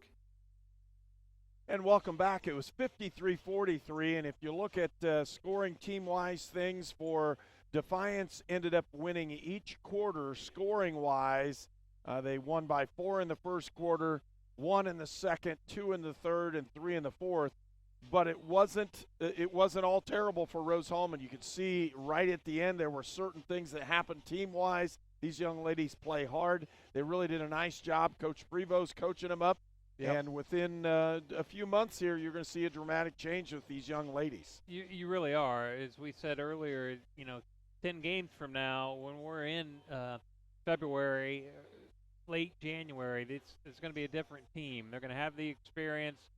They're no longer going to be considered freshmen as far as Coach Prevost goes, but they play well together. As you mentioned, they play hard. They have good defensive effort. They're just going to have to find some shooting and some offense that they weren't able to find. They were led by Hannah Woody, who had 9 points at halftime, finished the game with 12. She had 1 3-pointer late there in the fourth quarter to spark them, give them a little run that you would hope would go further, but Desiree Webster had 8, Kaylin Jester had 5, Nola Wilson 4, Lubin 4, Berman 4, and Igihon 4, and Barlow had 2. So all 8 players for the Engineers scored today. They're just going to have to find a more consistent offensive format going forward, and I'm sure Coach Prevost will get that done again in the next and they will. We're going to take a 10-minute break. We'll come right back after a 10-minute break, and we'll have the men's game here from Rose-Hulman. Again, a women's and then a men's doubleheader in HCAC play. We'll pause for a 10-minute break and then come right back with the men's game here on Indiana Sports Network. You're watching Rose-Hulman Women's Basketball on the Indiana Sports Network. This sports program is presented by authority of Wabash Valley Sports and may not be reproduced or retransmitted in any form. The accounts and descriptions of this game may not be disseminated in any way without prior written consent of Wabash Valley Sports.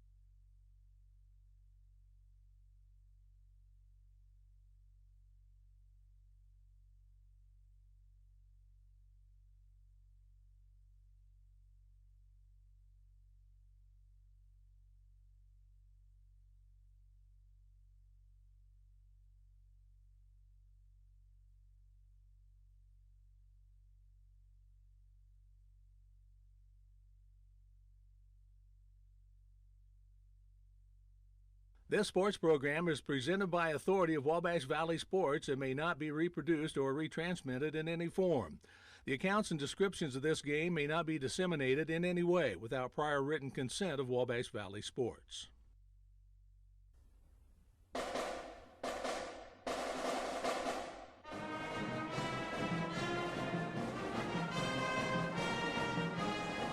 Welcome to Rose-Hulman Institute of Technology, the U.S. News and World Report's #1 engineering school in the United States that offers a master's as its highest degree for 20 consecutive years. Rose-Hulman, where you come to find yourself. Find yourself through personal growth, through personal development, through study, research, and invention. Rose-Hulman, your home for academic and athletic excellence.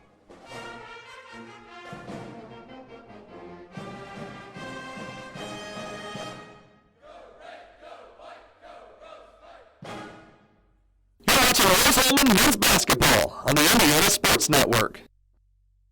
And welcome to Holbert Arena, the campus of Rose-Hulman Institute of Technology. We're looking for a really good ball game this afternoon. Hello, everyone. When I say this, getting ready for HCAC action for Rose-Hulman. It's their second ball game for Defiance College. They come in undefeated, and they haven't had a conference game. And Walt Gordon is my partner this afternoon. I'm Herb King. And again, Walt, when we look at these teams, Defiance has come out like their house is on fire, man. I mean, they're going at it. 5-0 on the season. What can we expect in the ball game this afternoon? Lots of points to be scored when you're looking at these two teams. Both of them can score the ball, and it's going to be dependable on one of them to stop the other. You know, preferably both coaches, of course, we want to see some good defense, but boy, these Defiance Yellow Jacks are getting up and down the court. A very exciting brand of basketball. We saw them last year.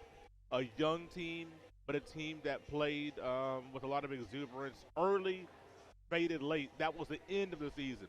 Now we're seeing them here in the Holbert Arena at the beginning of the season. They're feeling good. They're 5-0, as you mentioned. A much better start to this season than they had to the one last year. Well, in what we're looking at, they score the ball well, saying that all 5 starters are in double figures. Yeah, that's amazing when you look at, a primarily 7-man rotation when you're looking at tough ball games that that they've had, some of the closer ones they've had. So, when you look at that and see 5 of them in double figures, it lets you know that they're sharing the ball. And they've got guys that are able to hoist it from other areas of the court. So you're not looking at a primary guy that you have to stop. You got to stop several gentlemen in this ball game, and that presents an interesting opportunity for Rose-Hulman. Defiance doesn't have the traditional maybe the size, so matchups are going to be very interesting here in this ball game with Defiance. With not the 6'7", 6'6" type post player that maybe Rose-Hulman has. Going to be able to spread it out, have a lot of guards on the floor. It's going to be fun to watch. Well, it really should be. And for Rose-Hulman, youth movement has taken over as well. The women's game, they play 8 players in the women's game, and of those 6 were freshmen. Yeah. That's not quite that much with the ball game for the men, but the same thing has taken place. A couple really key freshmen that are just trying to get their feet underneath them, and they're going to have to be led by a couple of the upperclassmen as well. Craig McGee, your do-it-all point guard. This young man's a junior and is very entrenched in Coach Rusty Lloyd's system, and really an extension. You want your point guard to be an extension of the coach, and as long as those 2 guys are on the same page and reading things the same way, it makes it easier for the rest of the team and easier for guys like you to kind of put everybody in the right position. But Craig does it on both ends of the court. And you look at some guys that you have to fill voids from last year. Charlie Iman, he obviously gone. Razor Aoki gone, and a host of others that are not on this squad anymore. But it presents a great opportunity for some of the guys to step up. The Zach Callahans, the Samvit Rams coming off the bench, and you're looking at Jacob Back providing some toughness and some grit. So Rusty Lloyd mixed up his rotation from last year. Some guys that you thought maybe would be split into the starting lineup are not. Some guys that were in the starting lineup last year were subtracted and put to come off the bench. So it's interesting that we've got a lot of new things, not only by pieces, by players, but also the way he's putting this team together. Well, we're going to take our first break here watching the Sonic pregame show here on Indiana Sports Network. 2 pure beef patties, 3 slices of melty cheese. Biggie cheese? Oh, yeah. Hey, man, do you need help getting out of that thing? Oh, yeah. Hey, here, I'm not even sure how I got in, man. Motor in for a Biggie Cheese before they're gone and order ahead to try happy hour anytime. Take advantage of huge savings at our Employee Pricing Plus event at the all-new York Chrysler Dodge Jeep Ram on US 40 in Brazil. During our construction sale, you have new Rams up to $12,500 off. Jeep Gladiator leased for as low as $299 per month. And Employee Pricing Plus incentives on most 2019 models. On US 40 in Brazil, where we're not number one, you are. We're not number one. You are. You're number one at York. This Fritos Chili Cheese Junior Wrap is only 99 cents. And that's a wrap. Right, but you know the commercial's not over, right? And that's a car. Yep, very good. And that's a camera. 3 for 3, good job, buddy. That's a Fritos Chili Cheese Junior Wrap while they last. Order ahead for happy hour anytime. You're watching Rose-Hulman men's basketball on the Indiana Sports Network. And welcome back to Holbert Arena on the campus of Rose-Hulman Institute of Technology.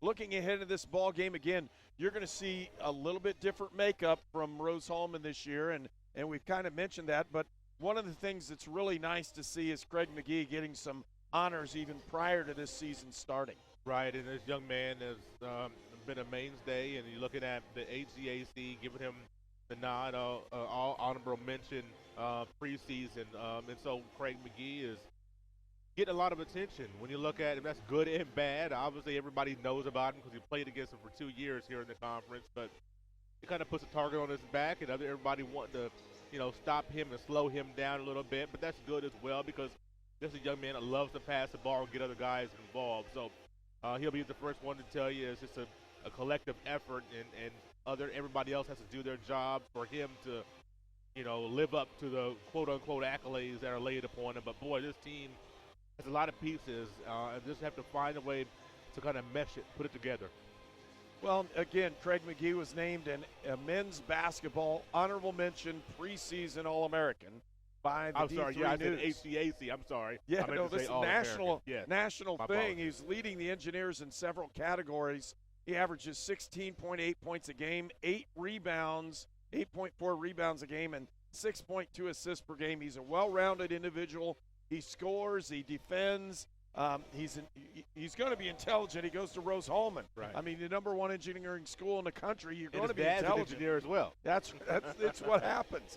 And you're looking at this kind of young man, and he's the prototype athlete that Rose-Hulman wants to center their basketball program around. A great guy on and off the floor, and you can't be anything but excited for his basketball season. But in the same process, some of those big dudes on the inside have changed positions or changing a little bit. So starting lineups for this one will change just because that's how we're going to do it this season.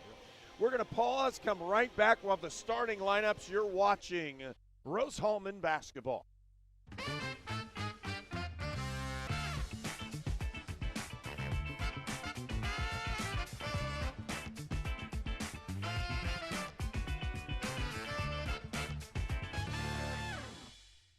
Terre Haute, a great place to stay and play.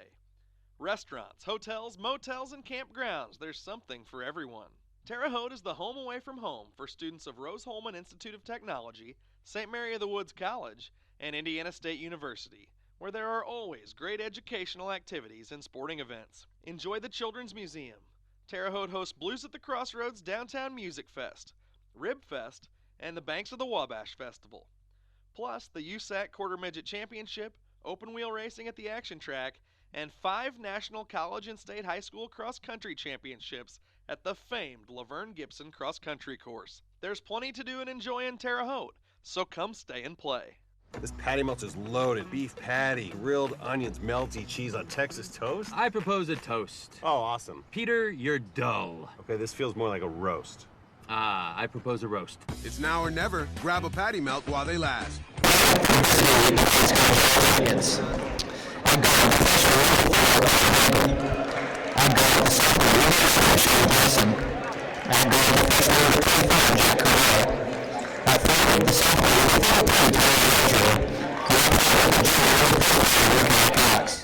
The Yellow Jackets are coached by Scott Cutter. And now let's meet the starting lineup for your Rose-Hulman Fighting Engineers. At guard, the 6'2" senior from Cincinnati, Ohio, number 11, Michael Lake. At guard, the 6' junior from Loveland, Ohio, number 15, Craig McGee. At forward, the 6'5" freshman from Fishers, Indiana, number 30, Cherry Hicks. At forward, the 6'7" junior from Cold Spring, Kentucky, number 33, Trey Wirtz. And at forward, the 6'7" senior from Bettendorf, Iowa, number 50, John Zarnecki. The Engineers are coached by Rusty Lloyd and assisted by John Lester. And a little change in the starting lineup from what most of the Rose-Hulman fans will know, as Terry Hicks gets his chance, a freshman from Fishers, Indiana. He's going to get a chance to start in this ball game. And if you're looking at Terry, he's averaging 3.6 points a ball game and just about a rebound a game, as Coach Rusty Lloyd is shaking things up just a little bit, and that's not a bad thing. Well, Terry coming off of an injury, and this is a young man that I've been hearing great things about. But he, wasn't quite as healthy. He played in some last several games, trying to get into game shape and get ready for action. And here he is, getting started into the starting lineup for the Engineers and being put back in the starting lineup, John Zarnecki. So, be honest with you, I'm glad to see that. I think it might be his first start of the season. He has been coming off the bench, so glad to see Big John back in the starting lineup, and hopefully he can pay it off. And Zarnecki will step into the center circle to see if he can get the tip. He does. Lake with a basketball will start the offense. A 2-3 zone being employed by Defiance. Lake to McGee. In the corner, three-point shots up by Wirtz, and he nails it. And I guess you can see why things are changing a little bit as the junior from Cold Spring, Kentucky opens the ball game with a three. And that's what that big guy can do. He can really step out and stretch defense. With a basketball now for Defiance. With the drive is Heigl. Kicking the edge. A three-point shot is up and no good by Jordan. Going to be a lot of long rebounds today, probably, you'll think. With the drive is McGee. He's fouled. He'll go to the line. Huge, good start for Rose-Hulman. Two good possessions. 3-on-1 possession with Trey Wirtz. A very sharp haircut. I love the haircut for young Trey down there. But then also here McGee getting to the free throw line for the first time. So two, very efficient trips to this end of the court. Folks, he's never said anything about my haircut because it's probably not near that good. That's what he's saying. McGee puts the second one up and in, and Rose-Hulman with a 5-0 lead on two straight possessions. They've scored. With a basketball now, Andrews starts it out, gives it up to Kolar, back out to Heigl. 35 is Cox. Heigl back outside. Number 11 is Tyson. Drives, can't get it to go, and the rebound comes out to Big John Zarnecki. It's a good take. Just couldn't quite finish that thing off. Got to swing it. Feeding that post to Wirtz, cross court. They got an open look, and hitting it is number 30, Cherry Hicks. Timeout. Defiance. An 8-0 run by Rose-Hulman. We'll take a break. We're watching Rose-Hulman basketball.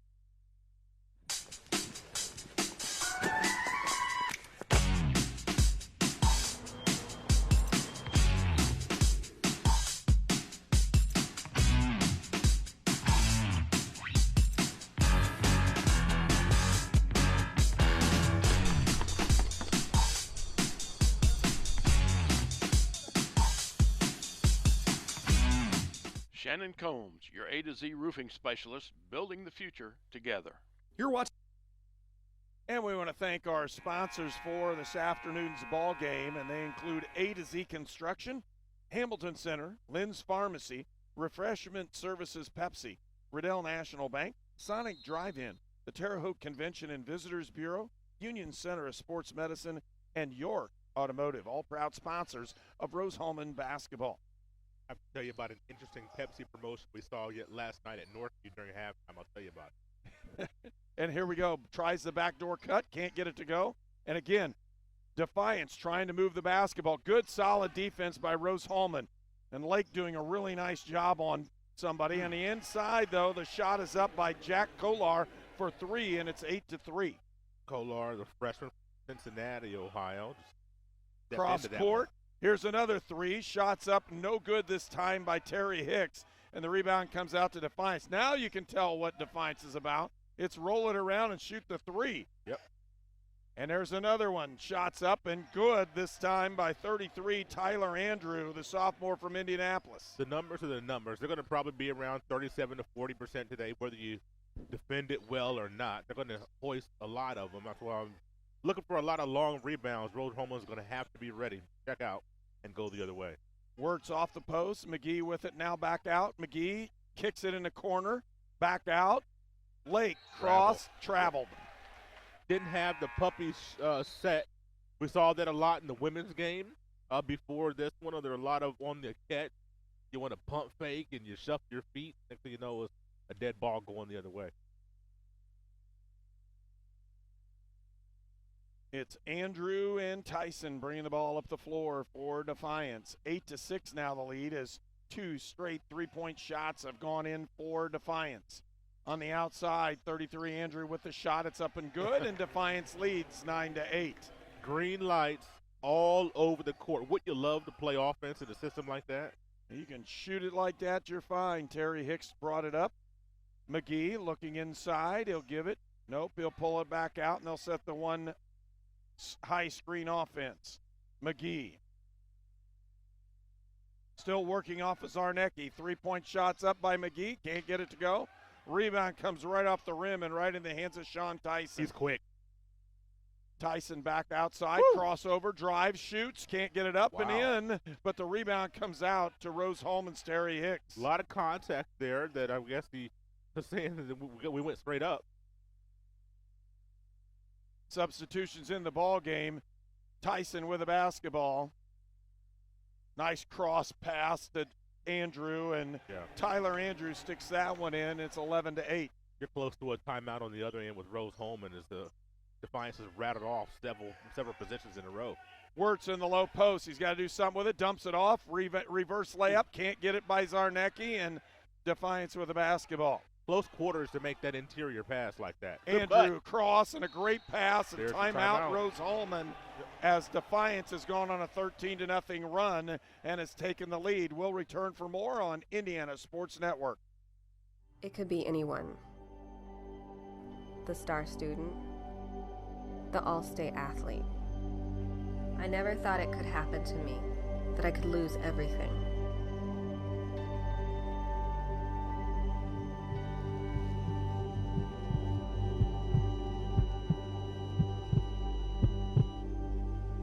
I found help, I found hope, I found recovery.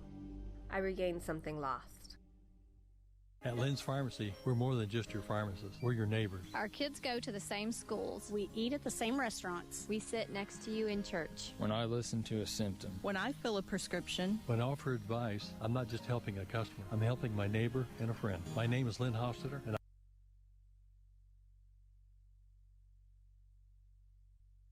keeping you, your family, and our community healthy since 1872. Here at Lynn's Pharmacy, downtown Brazil. You're watching Rose-Hulman men's basketball on the Indiana Sports Network. And substitutions for Rose-Hulman. Zach Callahan into the ball game, along with 31 Max Chaplin. So a couple different players in for Rose-Hulman. McGee, open at the top, doesn't take the shot. Takes this one, three-point shots up. No, can't get it to go. Rebound comes out to Defiance. One of those long rebounds, and here comes Defiance. Heigl back outside, open three for number 33. Can't get it up and in as Andrew misses a shot. McGee with the rebound. He'll drive towards the lane. They call a blocking foul, and it'll be out of bounds, Rose-Hulman. the long rotation here for Trey Works. Look to see him go to the bench here sometime, and here he comes right now. Here comes Combs and back, coming in for Zarnecki and Works. That rotation is starting to get a little long, so. Well, that's not bad. About every 5 minutes or so, you put those guys in. Nobody gets super tired, and you're able to do it. Max with a pump fake, can't get the shot up, and he'll give it back outside. McGee now tries to set the offense. With the drive, Craig McGee, he's fouled. He'll go to the line. When you look at that situation right there, you had McGee driving to the basket. You had Callahan crashing, and you had Combs down. I think it was back down there as well. Plus their 3 defenders give you 6 bodies in the paint. That is a lot of congestion to try to work with. McGee misses the first one. He's hit 2 earlier. Again, Rose-Hulman came out with an 8-0 lead and 13 points straight by Defiance. 3 of 5 from deep. That hurt when you're trying to come back from Defiance. Well, I'll tell you what, they shot the ball very well. Yep. Sean Tyson, excellent point guard, and really sets the offense for him. Good ball rotation, 22 with a 3-point shot. Can't get it up and in, and that's Morrell Jordan. Hard to shoot it off with that bad pass like that. Oh, you got to catch it, Max. Oh, tough one. Trying to shoot it before he caught it. Kind of like trying to run before you catch the pass, right? Max Chaplin was there. He did a 2-handed catch. You don't ever catch with 2. You catch with 1. You stop the penetration of the ball so it doesn't go through your thumbs. I think he was ready to go straight up into that shot. Well, yeah. That corner 3 badly. Looked good. It was a great opportunity for him. He just wasn't able to catch the ball. Nice dribble drive, and again, good offense by Defiance. Outside again. Good. Dump down inside. They'll get the foul called, and a nice play on a dump down on the inside is number 33, Tyler Andrew, who seems to be one of the guys they're going to go to for sure, the sophomore from Indianapolis. He's really done a nice job this afternoon at the start of this ball game.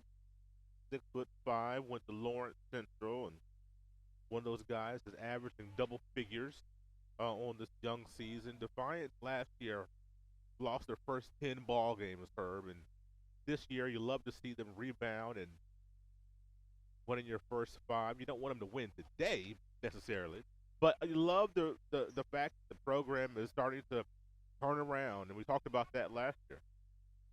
Well, and you're looking there, Max with an open 3, can't get it to go, but tipped around and just couldn't get the ball, just a step slow on that one. Thank God that was a dead ball and went out of bounds, because they had 3 guys, the R1, heading back the other way. That was going to be a quick bucket. Substitutions in again.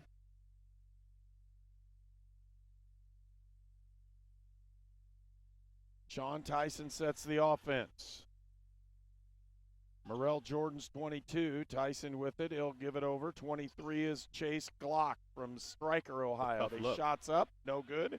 Rebound comes out to Rose-Hulman. Good defense stepping out on that girl. McGee's got an open look, and at that point, Callahan wasn't ready to shoot it. McGee with the drive and a score. Nice dish by Callahan and a nice cut and slash by McGee. McGee saw that Callahan was a little bit of a trouble, bailed him out there. Got 2 points as well. Perkins gives it up to Jordan. Back on the outside. And again, good ball movement.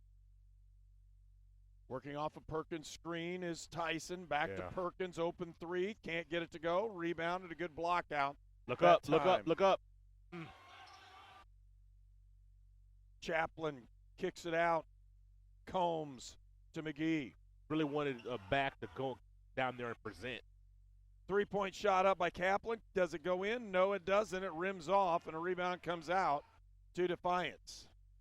Perkins takes it up the floor, and he'll set it up. Not only can they all shoot it, they'll all rebound it and go, right? They will go. Tyler can't get that one to go, and Tyson, can't get it to go, and rebound comes out to Rose-Hulman. Looking for the contact there, kind of threw this booty back, try to get some contact, and should have focused on the shot instead. Never worry about getting hit. Worry about shooting the basketball well. Come on, Jacob. Back with it in the post. Kick around. Oh, come on. Had a man in the low post. Didn't give it up. Three-point shot, no good, and now you have a one-on-one. It's Jones. One step through, got it. And that's created by a bad shot on the other end. You got to, when you have that easy entry pass to Eli Combs, give it to him. That'll set up your offense better than a drive to the basket sometimes. Ball was tipped out of bounds. It'll be Rose-Hulman basketball into the ball game first time. Zachary Jackson, freshman from Franklin, Tennessee, into the ball game. He'll play one of the guard positions. And so Michael Lake back in for Rose-Hulman. So Rose has already gone, 9 deep? Mm-hmm. Yeah. And we're not done. There'll be a couple others. They'll play a lot of people today. Yeah. It was nice to see Davis Ahadnazadi in uniform today. I think this might be his first game back from injury. He's been in street clothes all season long, so maybe he'll get it in the game. Back on the low post, and he gets fouled before the entry pass happens. And that's where you, once again, when you have an opportunity, get that ball in the post. So much offense can be initiated from that post entry. Jacob back gets the entry pass, gives it back up.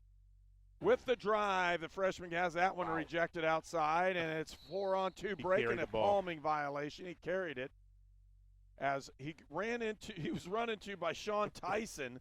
And again, nice play by Morrell Jordan. He got it, but again. Just the first turnover of the first half for Defiance, taking care of the ball very well. Rose-Hulman, only with 3.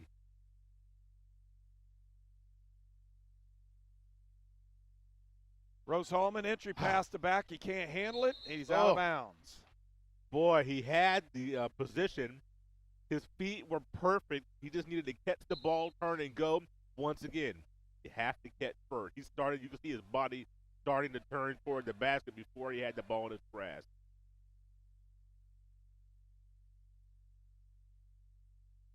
Kick to the outside. Nice open 3. Deep. Can't get it to go, but a good block out that time on the inside by Rose-Hulman. And Combs pulls down the rebound. Jackson spins, kicks it out. It's Lake, feed there you inside. Go. There's a three-point there shot you go. Up and good. Good Eli looking possession. Combs. Good possession, good shot. Rose-Hulman trails by 3. It's 17-14. Defiance with the lead right now. Back on the outside, three-point shot up by Kohler. That was right in his mug. I mean, the defense stepped out a half a step slow, but he got your hand up right in his face. It was a contested shot. Kohler does a great job to knock that down. Ball movement, trying to get it. Inside is Combs, back out. Travel. He needs to either shoot that or instead of trying to take off with it. He's not going to go anywhere with it. It's a tough freshman mistake. Well, you don't have to be a freshman to make that mistake, but it's just a tough mistake nonetheless. You got a timeout or sub? Substitutions. Okay. Everybody's pulling in 1 or 2 here. Yeah, McGee and hit back in for the Engineers. Cross it up. There's a deep one by Kohler. Can't get it to go, but what a again, rebound. the rebound comes out to Tyson.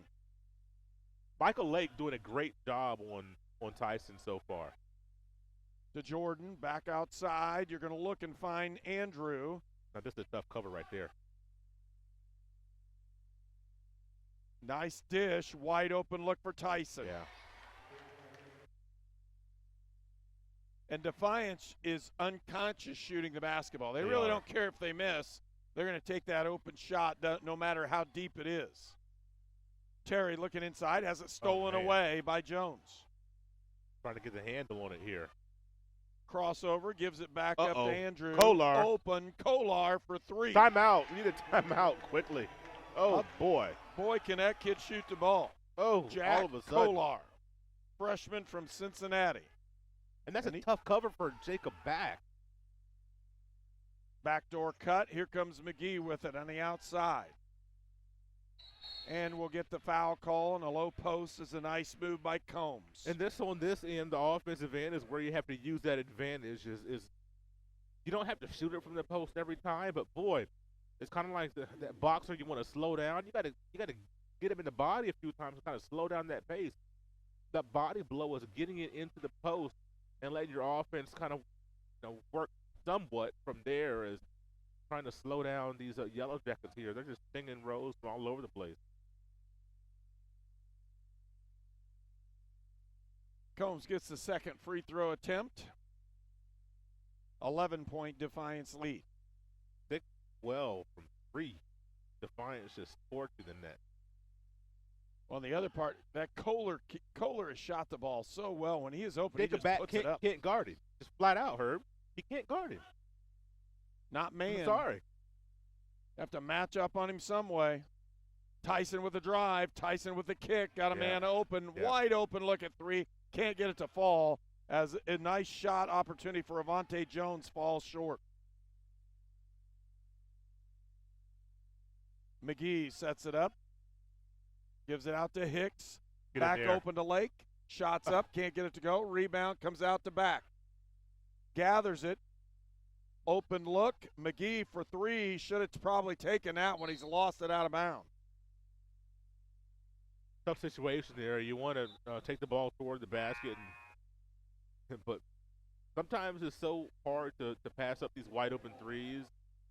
I like the fact that we did go to the to the goal there, because this Rose team is not, they're not going to shoot a lot of threes. I understand. They're not going to make a lot of threes. They might shoot a lot, but they're not going to make a lot. So if you're 30%, McGee hits that 3-pointer. Cuts the lead now down to 8. Now see if we can get a stop here. 26-18's the score.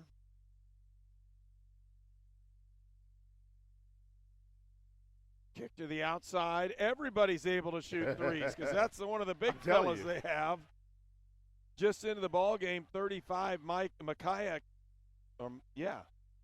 Cox, the junior from Fort Recovery, Ohio. 3-on-1. Drive, shoots, no good. Rebound by Back. That's a nice job on him getting in position, running the floor, playing defense. A nice job. McGee with it. He'll drive, kick outside to Lake, shots up, can't get it to go. Rebound comes out. That's what they want us to Defiance. Outlet pass, and it's going to go quickly, folks. Here we go. Back to the outrunner, gets it to go, is 21. Avante Jones.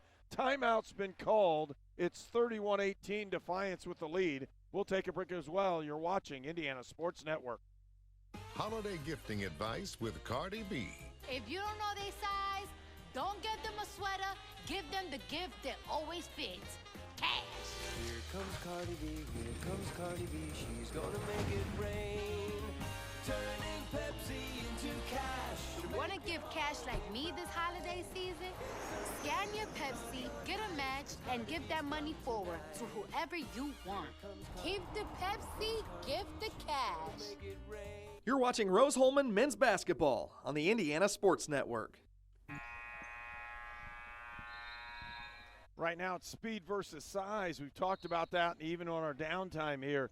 The speed of Defiance, they have 4 guys who run the floor very well, and they substituted another one in. Yep. We'll try to pick the number up of that smaller. Looks like Jerome Johnson, freshman from Warner Robins, Georgia, into the ball game for Defiance. High screen. McGee with the drive, left hand, puts it up and in. And McGee scores again. 31-20, an 11-point lead by Defiance. High screen. They're going to work it all the way through. Jones with it. Oh, my goodness. Excuse me, that's Jordan. They get that shot up, and they didn't get it to go in. But, again, good open looks for Defiance. That's why they're shooting so well from three-point range. And great floor balance to get back on defense. Zarnecki gets the short little baby hook to go. One dribble, one move, and went straight up with that. So Zarnecki trying to dent the scoreboard a little bit more for the Engineers. Off that high screen. Oh, boy. Jordan kicks out. It was Cox. There's a three-point shot from way outside by Jerome Johnson. He can't get it to go. 9-point lead. Rose-Hulman trying to work on it. look for Tyson to come back to the game here pretty soon. Offensive foul and a moving screen by the Engineers. That's going to be turnover number 8. 8-1 turnover. Wirtz gets the foul. Turnover will give the ball to Defiance. They call timeout. We'll take one as well. You're watching Rose-Hulman basketball.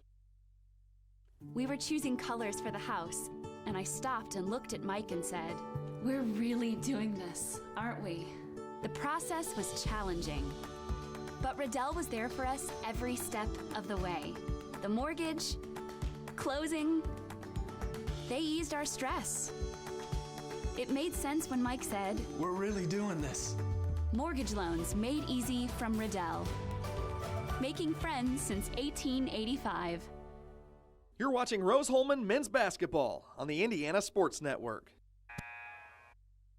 And welcome back to Rose-Hulman, and again, Hulbert Arena on the campus of Rose-Hulman Institute of Technology, and #1 engineering school in the country. And I'll tell you what, just great people that we've had a chance to meet here and be around for several years. Just an awesome institution. They just need to pick it up a little bit here on the basketball floor. Kohler with the basketball, kicks it outside to Jones for Defiance with the basketball, and they'll give it out to Tyson. Tyson, quick, athletic, moving the inside. It's tipped around, still picked up by Defiance. 3-point shots up, no good, rims out, and rebound comes out to Terry Hicks. One of the better defensive possessions right there for the Engineers. They had to go pretty much the whole 30 as well. With the drive, Wirtz gets it up and in. Trey Wirtz, the forward from Cold Spring, Kentucky. And Rose-Hulman's cut into the lead. Thought you were going to give me a geography lesson. No, there. I'm not going to give you Okay, I was looking at you. Okay. He always likes those geography lessons he gets when he's with me.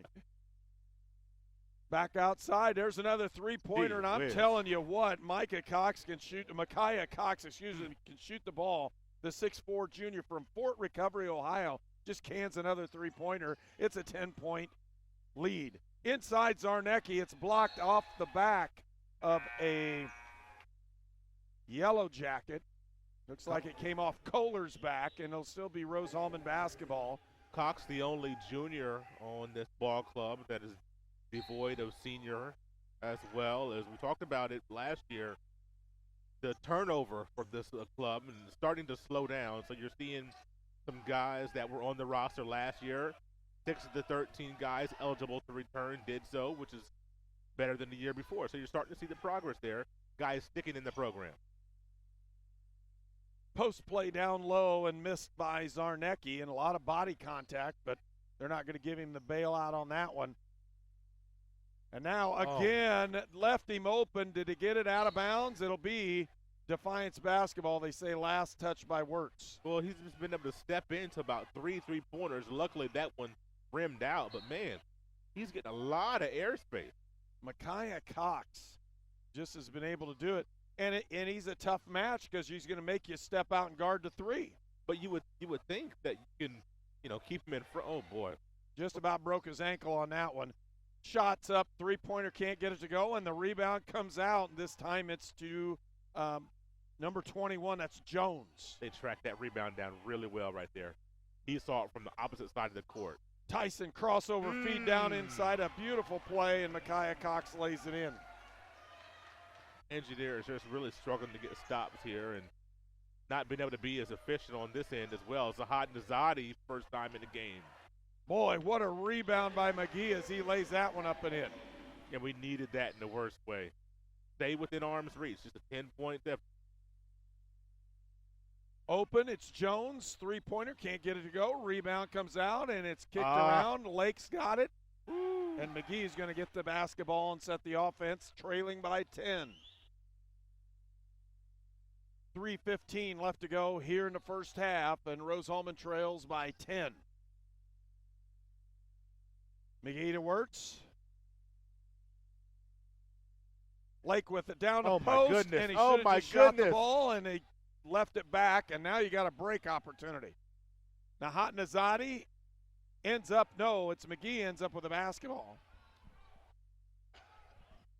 Now Nazadi for 3 and cuts that lead down to 7. and that's what a senior will do for you. Come off the bench, give you a spark defensively, knock a three-point down as well. And David can shoot the ball. Yes, he can. He's always been able to do that. It's just he's going to have to step that up a little bit defensively, and they've got him matched on Kohler. I like that matchup there. That's Kohler really can going to shoot over help the top of him, Rose-Hulman. but he can stay with him, though. They feed it down inside, and Beautiful oh my look. goodness, again, Cox with a good presence around the rim lays it in. It's a 9-point lead. McGee trying to turn the corner, kicks it out. Nahat Nazadi with the drive. He'll pull it back. They're going to call the foul finally as he hit him about 3 times in the back. Kind of a silly foul there. I didn't think Oh, Trey yeah. Works was – he wasn't ready to score from that position. No need to double, really, and it's kind of a silly foul, but no, not close to – well, he's still not in the bonus yet, so.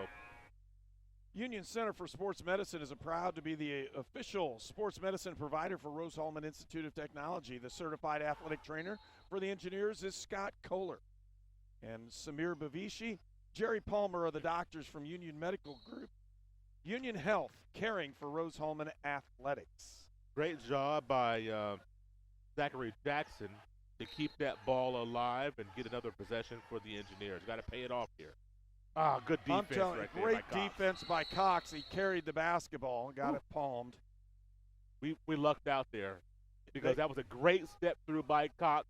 They knew exactly what we were running, stepped in, turned the ball over, but just the ball handler wasn't able to keep control. Nice to see that one running.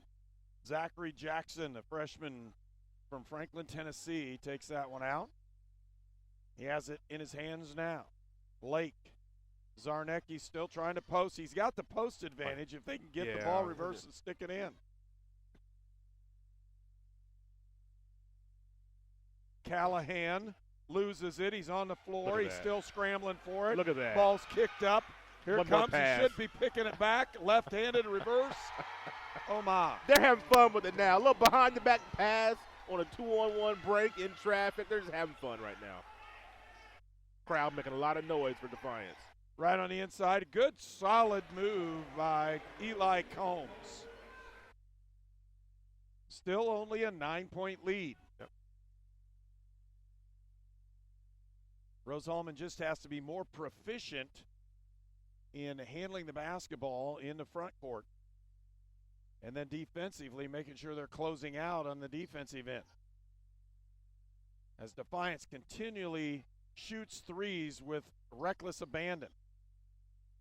12 is David Perkins. He misses that shot, and the rebound comes out to Rose-Hulman. I wish we were in a situation with this to go 2 for 1. Oh, we just might get it. And yeah, you we might do. get that three-point opportunity. It's a great drive by Zachary Jackson. I didn't know that if we were going to do that, since we had a freshman handling the ball right here. Didn't know if coach was going to turn him loose to go for that 2 for 1 situation, but we will get that, hopefully. Hopefully, Sean Tyson takes longer than 10 seconds to take them down the other way in, though. We want to thank our sponsors for today's game, A to Z Construction, the Hamilton Center, Lynn's Pharmacy, Refreshment Services, and Pepsi, Riddell National Bank, Sonic Drive-In, the Terre Haute Convention Center, and Visitors Bureau, all proud sponsors of Rose-Hulman basketball. Crossover move. Everybody's chasing down Jordan. He went Here by comes 3 Cox guys. again. What a He move. went by 3 guys. Micaiah Cox all over it for Defiance in the last 20 seconds here. There is no shot clock. They'll see if they can get this one. Jackson handling the ball.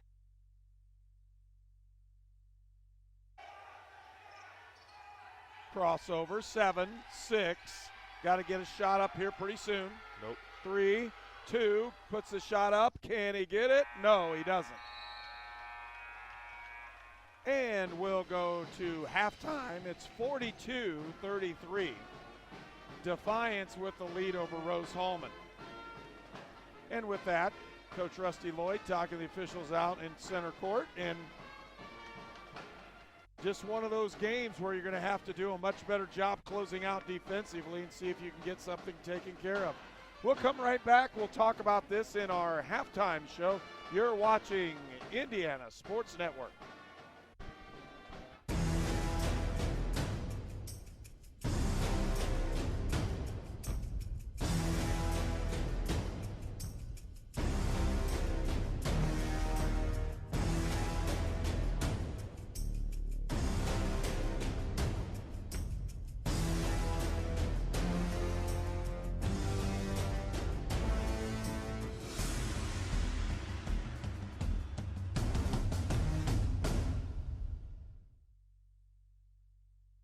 Take advantage of huge savings at our Employee Pricing Plus event at the all-new York Chrysler Dodge Jeep Ram on US 40 in Brazil.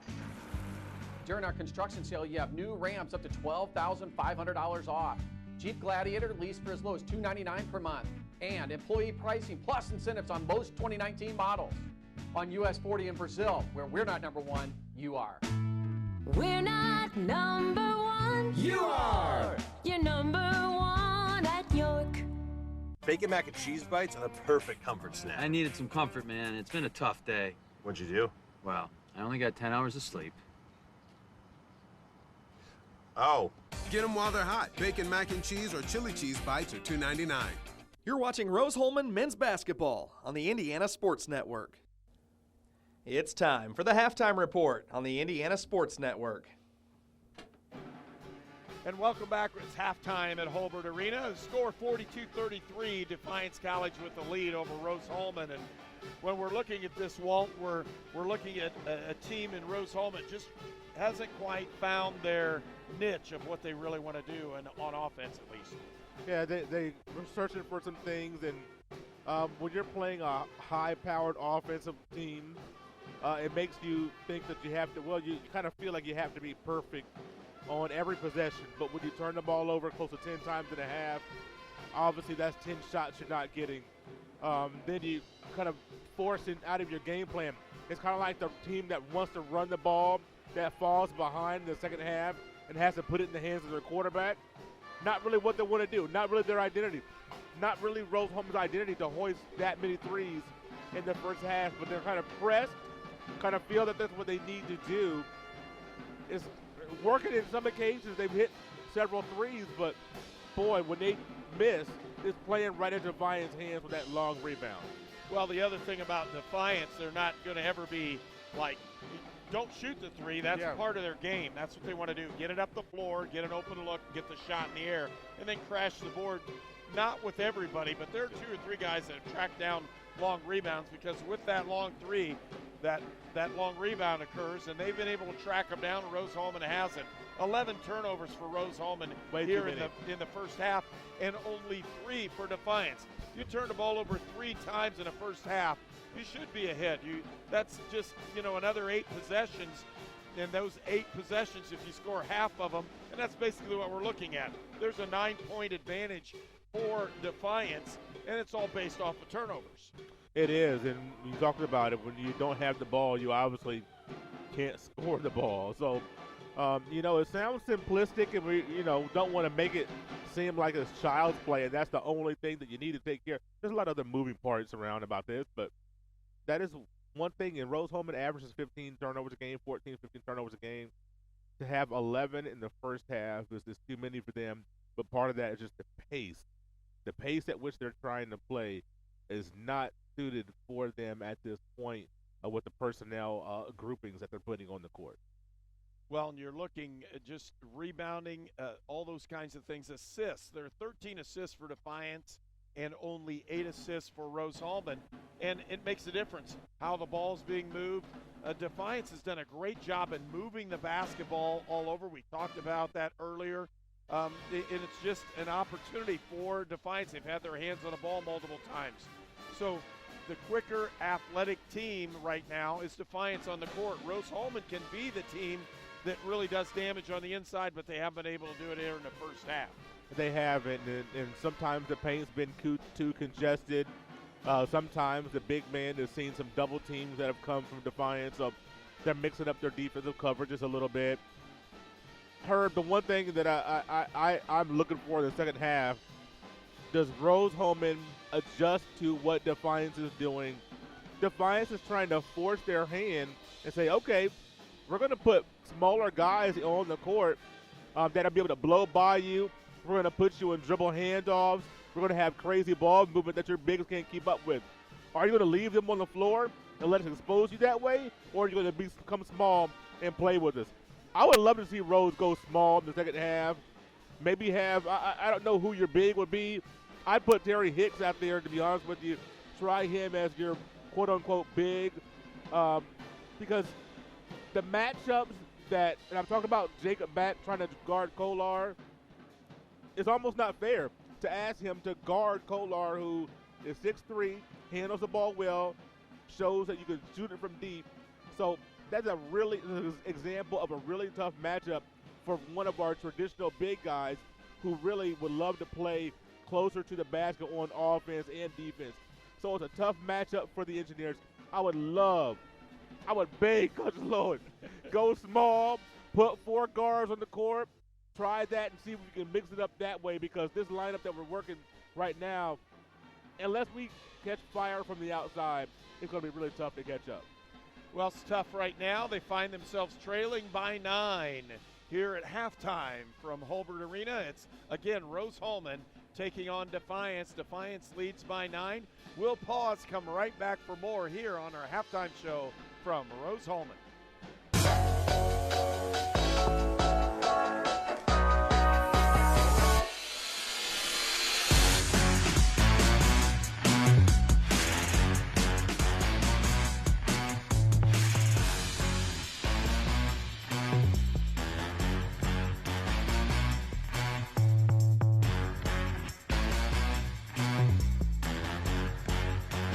Shannon Combs, your A to Z roofing specialist, building the future together. Terre Haute, a great place to stay and play.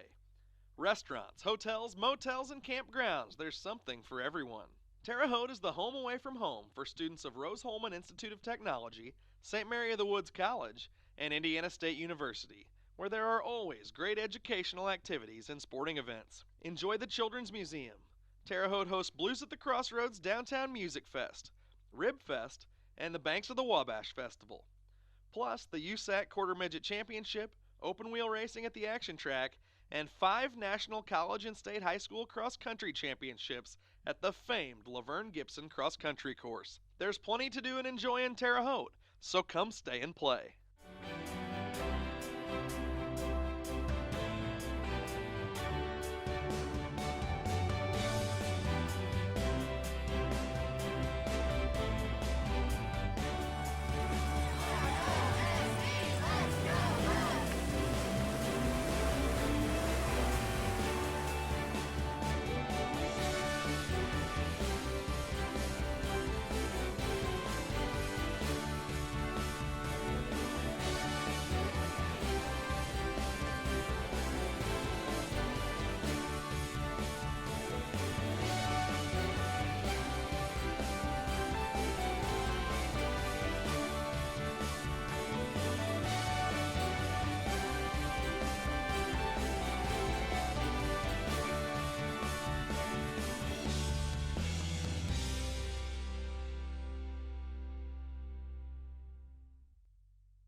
This patty melt is loaded. Beef patty, grilled onions, melty cheese on Texas toast. I propose a toast. Oh, awesome. Peter, you're dull. Okay, this feels more like a roast.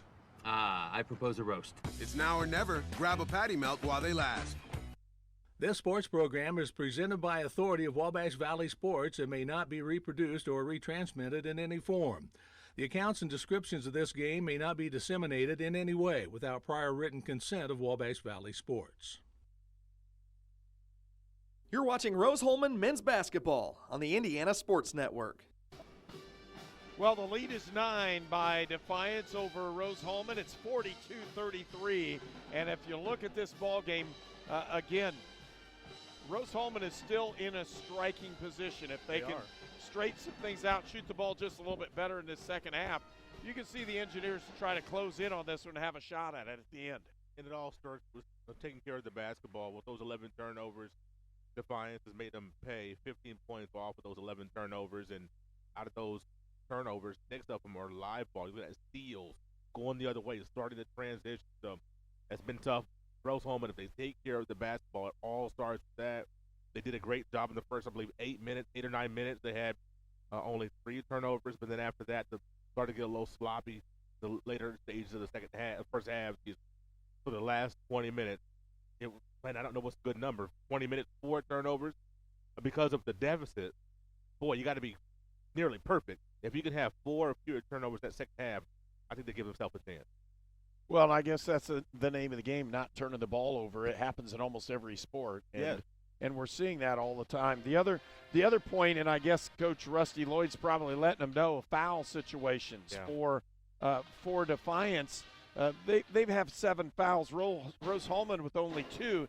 And when you look at it, part of that is because you're not close enough to make the foul when things are going on. They just haven't played very solid defense to the point where they're contesting shots.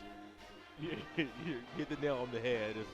That closeout, like you mentioned, is a little slow, and so you have an opportunity here to be aggressive. Look for maybe the Engineers, because they don't have anybody in foul trouble. Maybe you look for them to wipe at the ball, trying to get some steals in the second half, to be aggressive in that regard, trying to steal it and go the other way. But boy, you have to, like you said, got to close out on these shooters, because all of them will shoot. They have the green light, and you've also seen everybody put the ball on the deck. You got some of the bigger guys bringing the ball up the court. At one point, Devontae Jones, one of your bigger guys that. And I may have the wrong individual, but anyway, one of the bigger guys I've seen get the rebound and bring it up the court. So you're not trying to find Tyson all the time. It doesn't matter who has the ball. There is a lot of freedom in this Defiance offense, and these guys are really rewarding Coach Cutter. Well, you mentioned it. The one guy that everybody looks at and goes, wow, how – he leads them in scoring, and that's Micaiah Cox. He's 5 of 6 from the field, 2 of 3 from three-point range, and he has 12 points. And if you looked at the ball club and you'd say, well, who's their leading scorer? If you watched him warm up, you'd go, oh, that guy doesn't play. Right. Not only did he play, he's the guy that really dictated how the ball game was being played, because he shot the ball well, took the ball to the basket, made great cuts. They hit him on the cuts perfectly, and Micaiah Cox leads Defiance with 12 points. Tyler Andrew with 10, Kolar with 9, Jones 4, Tyson 3, Perkins 2, and Jordan with 2. That's the scoring for Defiance. For Rose-Hulman, Craig McGee with 12, in 4 of 7 from the field, 1 of 4 from three-point range, and 3 of 4 from the line. Eli Combs with 6, Trey Wirtz with 5, David Sahatnazadi, and I say that, it's tough for me, has 3, and he was 1 of 3 from three-point range. Terry Hicks with 3, and Zach Jackson with a bucket for 2. So that's the way the scoring went. We're going to pause, come right back with the toss in for the second half. You're watching Rose-Hulman basketball on Indiana Sports Network. It could be anyone. The star student, the all-state athlete. I never thought it could happen to me, that I could lose everything.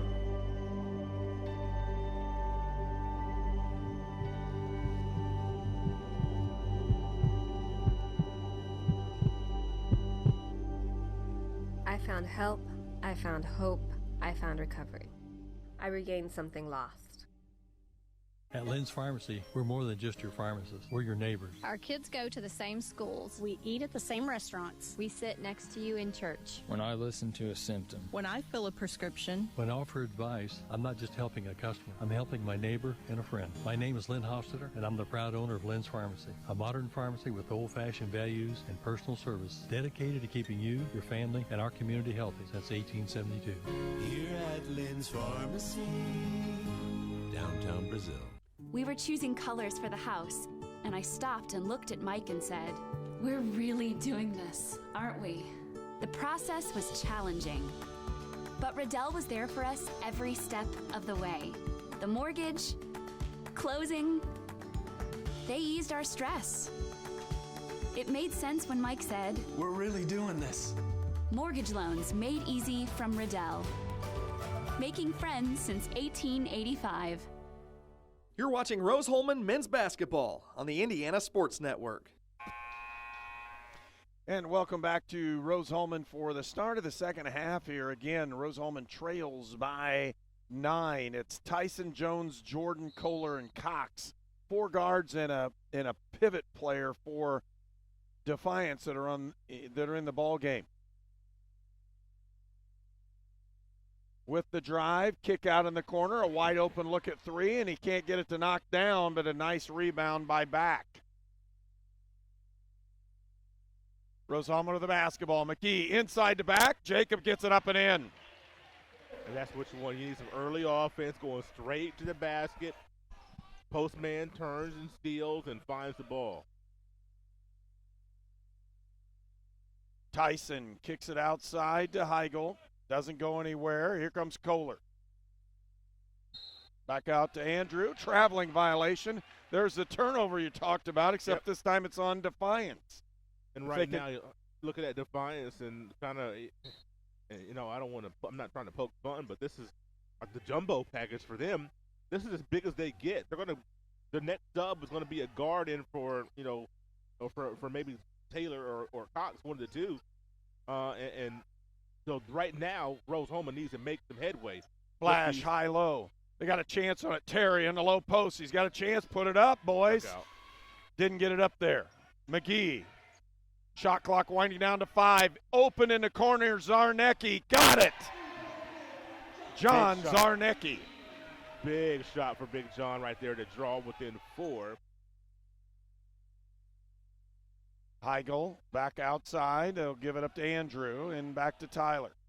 But you got to remember, this is the same way we started in the first half as well. Kohler back outside. Another turnover. Back with the rebound, or with the steal on that one. McGee open from 15. Can't get it. Rebound comes out. It's a 3-on-2 break for Defiance. With the drive, he got it up and in. That was an unbelievable play. It was. And a powerful play by Sean Tyson, the sophomore from Columbus, Ohio. McGee reached in, tried to tie him up before he got the ball up, missed the ball, got his arm, and Tyson took him for a ride. Tremendous play. Mm-hmm. He scored. It's the first foul on McGee. Doesn't get the 3-point opportunity, though, and it's just a 6-point lead. McGee crossover off the high screen. Open look. Lake had a chance. And they're still going to set up, see if they can pound it on the inside. McGee turns the corner. Nope. Terry, pump, drive, lead inside and back with the layup. Hicks with a really nice dish down low, and Jacob back with the bucket. Kick back outside. There's the open look for Cox, and you just don't want to leave him alone. He's the leading scorer in the ball game. He now has 15 points, and he doesn't look like he's going to be the basketball player he is, folks. He plays well. Low zone here. No offense to Owen Heigl, but you can't leave him and leave Cox open. No. Late. Terry Hicks turns around, doesn't have anything. McGee off the screen, runner, got it. Craig McGee. Have the Engineers scored on every possession this half? They have so far. Yeah. A little bit more offense. They just need a little more defense as well in the closeout. Tyson kicks outside. Wide open look for 3. Doesn't get it. Tipped around. Outside and saved by Defiance. Great play. Had to come up with that defensive rebound right there. Now you give them a second crack at it and see what they do.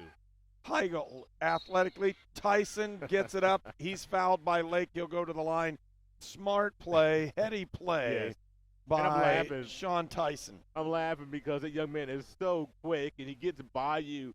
And then all of a sudden he just pulls up. He gets the contact that he knows coming because he's crashing down on him trying to catch up. And he gets the N1 opportunity. Luckily he missed. But, boy, he's a crafty little guard, isn't he? He sure is. And if you're looking right now, you look down Defiance College's roster, and there's a junior. Yep. That's it. A junior. A junior. No seniors. And the same thing was last year. They, like I said, 6 guys stuck around from last year's roster. The year before that, I believe there was only 3 out of around 15. Inside, can't get it. Rebound up and in by Trey Wirtz. Nice feed, great play, and Rose-Hulman trails by 5. So Coach Cutter is starting to get guys to believe in the program and stick around. I don't know all the reasons why they haven't been sticking around. It doesn't matter. But if he can capitalize these classes and keep them in the program, he's going to keep building, and they're looking in the right direction. And 2 missed shots, wide open threes. They didn't get them. McGee's looking for the basketball as Rose-Hulman with the nice rebound. Craig McGee. Tough shot. Oh, my goodness, he got that one up and in. Tough shot. I'm not sure if he knew he was going to shoot it until after he jumped in the air. I think he was looking to pass that ball, and then, good trap. Good double trap. Team, and they're going to call the foul on Wirtz. That's okay.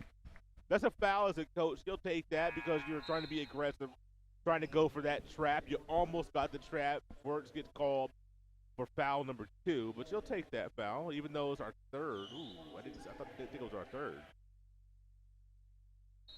Maybe I'm talking myself out of saying you'll take that foul. A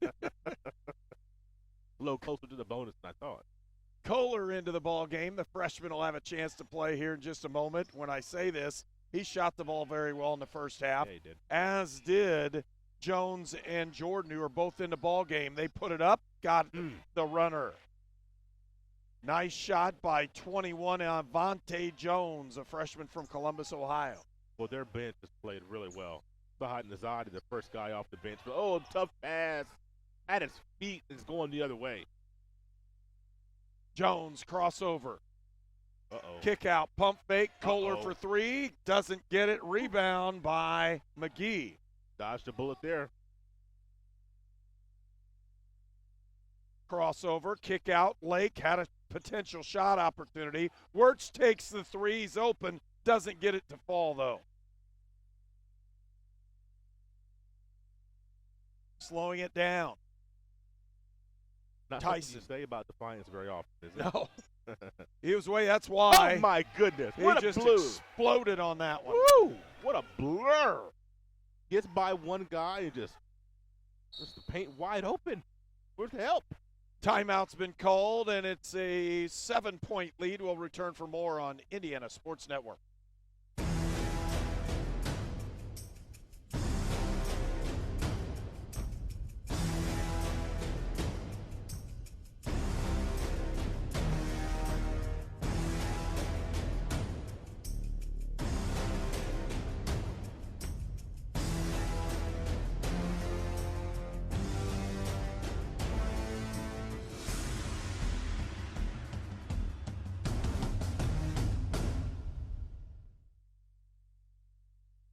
Take advantage of huge savings at our Employee Pricing Plus event at the all-new York Chrysler Dodge Jeep Ram on US 40 in Brazil.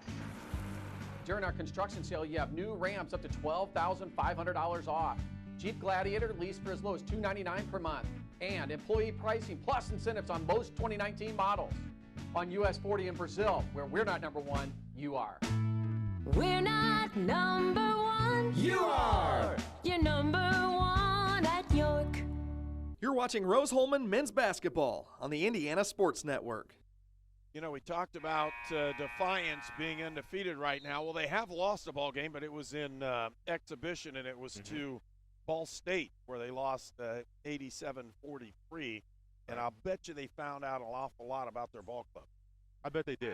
And now, you look at what we're seeing after that exhibition matchup, and these Division III teams do well playing some Division I's in exhibition and seeing, kind of what you're made of. And they also play Concordia, Michigan, which is also an NAIA school, in a matchup as well. Yep. McGee for 3, can't get it to go. Rebound, got his own, fired inside to Wirtz. Great pass.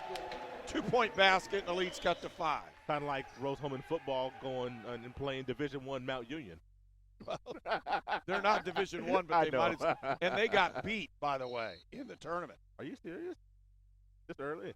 Blocking foul by Lake. Yeah, they were out. This is the first time they haven't made the quarterfinals in 20 years. I hadn't bothered checking yet because I kind of assumed. It was a 1-point game. Wow. Awesome game. Substitutions in. We see Jackson one more time, and now we see Callahan. Zach makes it in the ball game. You're looking at some of these young guards for Rose-Hulman. You're looking at Jackson, and you're looking at Chaplin. You see some guys being groomed at the point guard spot. There's like some that. interesting shooting going on for Defiance. They have not taken shots like they had them in the first half. Jackson with an ill-advised ball pass, turnover. stolen away. Drive, Jones puts it up, or excuse me, Jordan puts it up. can't get it to go, and he'll go to the line. Well, I think they're going to say, they might be saying, oh, yeah, they are saying online. I thought they were going to say that he got him with a nudge before, that he went into a shooting motion, but that's what I was kind of hoping he was saying, actually. But it didn't work that way. No, it did. Union Center for Sports Medicine is proud to be the official sports med provider for Rose-Hulman Institute of Technology. The certified athletic trainer for the Fighting Engineers is Scott Keller. Samir Bavishi, MD, and Jerry Palmer, MD, from the Union Medical Group serve as the team doctors. Union Health, caring for Rose-Hulman athletes.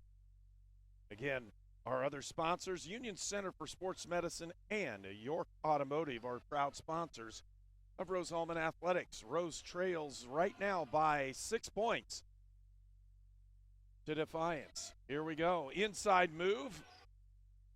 Work this zone offense here. They have openings. Yep. Now you got to get in something. 10 on the shot clock. Inside, cross court. Puts it up and doesn't get it, but rebound comes out. Rose should have ended up with that one. It just knocked off with the basketball. It's Jordan drive. Shoots, can't get it. Rebound, he doesn't get it as well. And again, those are not the typical shots that Defiance had in the first half. Well, Morel Jordan, just a blur. Just couldn't quite get that to go. And good job by Jackson to get back defensively and provide a little resistance. Go to work, Trey. Trey Works, gets it up and in. Trey Works, the junior from Cold Spring, Kentucky, puts another basket on the board, and it's a 4-point lead. Really watching Sean Tyson take advantage of anybody he gets by. Anybody. Potential travel. Kolar steps back, doesn't get one. Pump, drop step, 33. Andrew with the shot. It's good. That's his second or third three of the night, and Scott Cutter with another timeout. And so a timeout's been called. We'll take one as well. You're watching Rose-Hulman basketball. Bacon mac and cheese bites are the perfect comfort snack. I needed some comfort, man. It's been a tough day. What'd you do? Well, I only got 10 hours of sleep. Oh.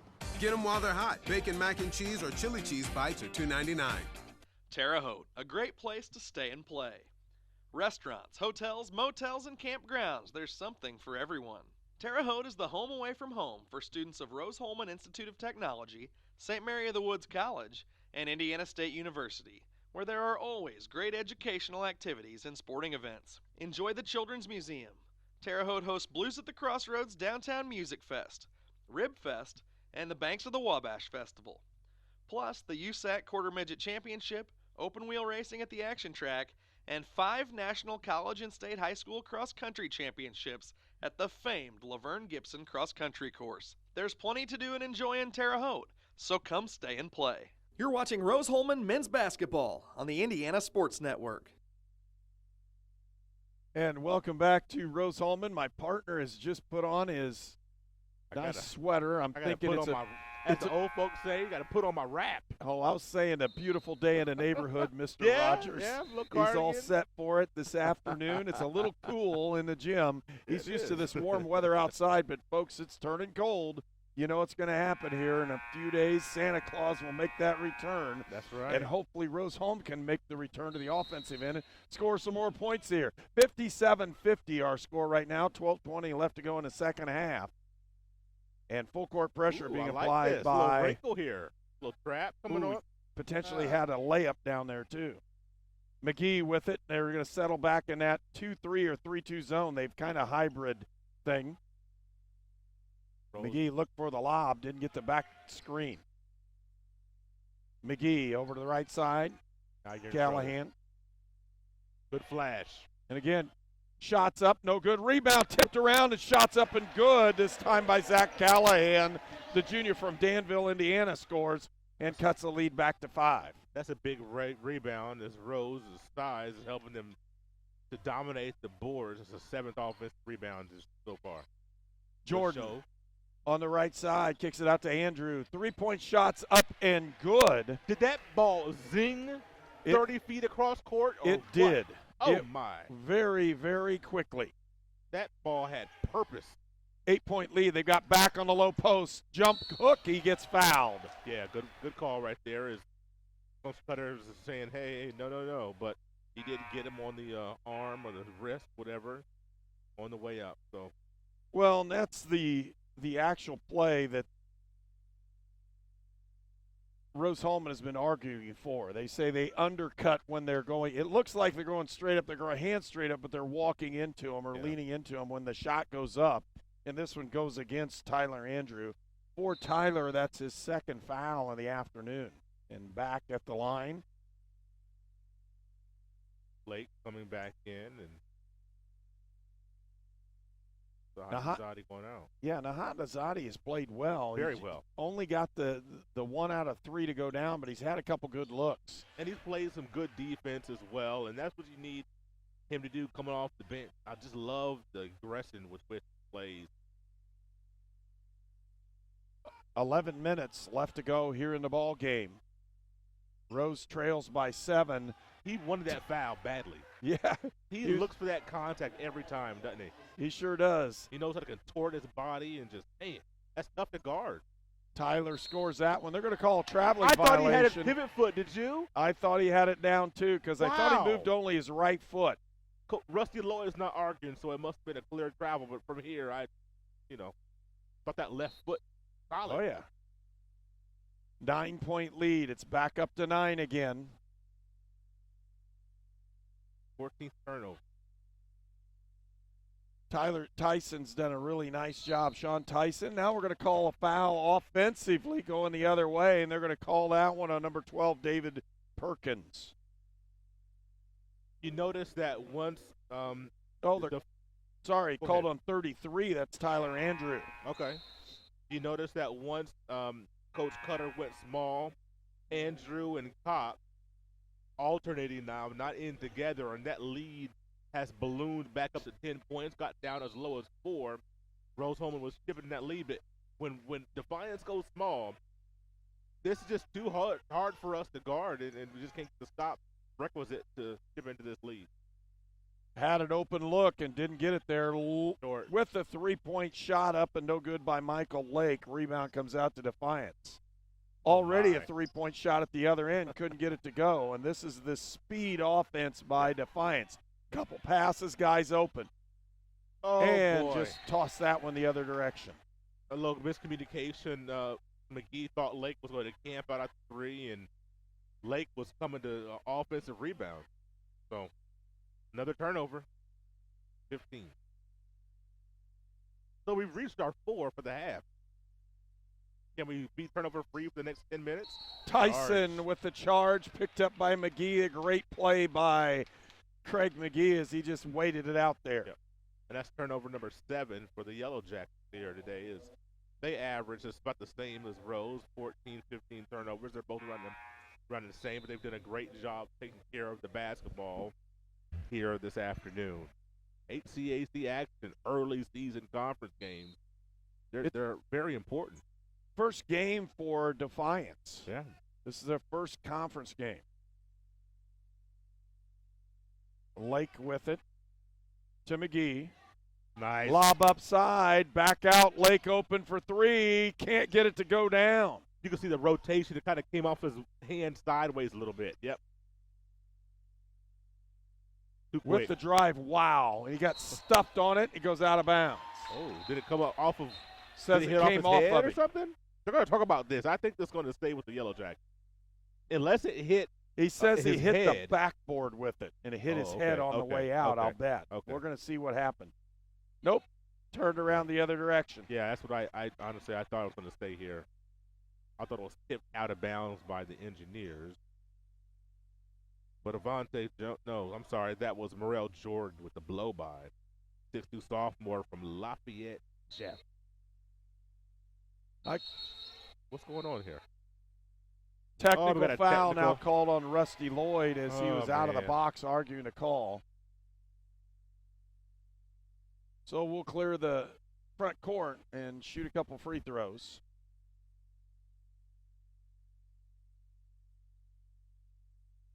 And with that, you can see number 11, Sean Tyson, the sophomore from Columbus, will step to the line.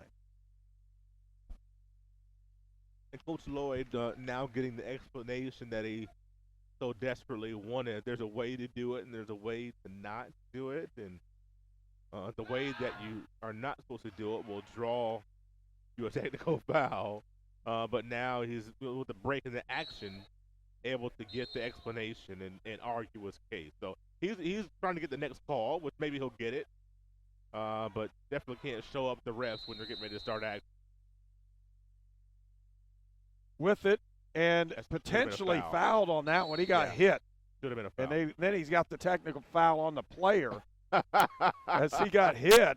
Oh, Jordan goodness. gets hit on the shot. He gets a tech. Well, I think they just called a common foul on him. Did they call a common foul on him? Yeah, I don't know where, but I don't understand. Or either that, or maybe since he fell down, stop the play, which you don't do that either. Right. I'm confused. I'll be honest with you. McGee with a basketball. Rose trails by 11, stolen away. Numbers. Tyler actually dribbled it off his leg. Thank goodness. Had a foul. And then they're going to call a foul on Hicks. They know with that zone offense, they know that Rose is going to flash middle, and every time you present to make that pass, they had two guys crashing down to steal that pass. Yep. Sometimes I heard Pat Rady from Terre Haute South, old Hall of Fame coach, would always say, fake a pass to make a pass. Fake middle, maybe go back door somewhere else, because they're baiting us into that free throw line area pass. Jordan, 2-point shot, can't get it to go, and the rebound comes out, and they're going to call a foul on the inside on Carnahan. One guy amongst three engineers, and we don't box out appropriately, and we're going to give free throws to David Perkins. Zarnecki, gets the foul called on him. No, it isn't. It's number 40. It is Eli Combs who got the foul called.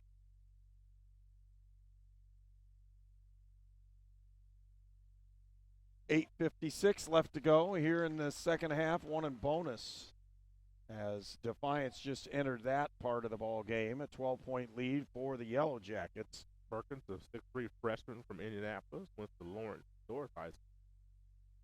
And he looks pretty solid as well. Yes, I mean, does. you're going to tell if these guys stick around at all. Defiance has got a great potential championship-style basketball team here in the next couple of years. I just hope to get him to stick around, and whatever the reason, folks. And like I said, I'm not trying to cast off. I don't know what's going on, but you can see on the roster there's just too much turnover.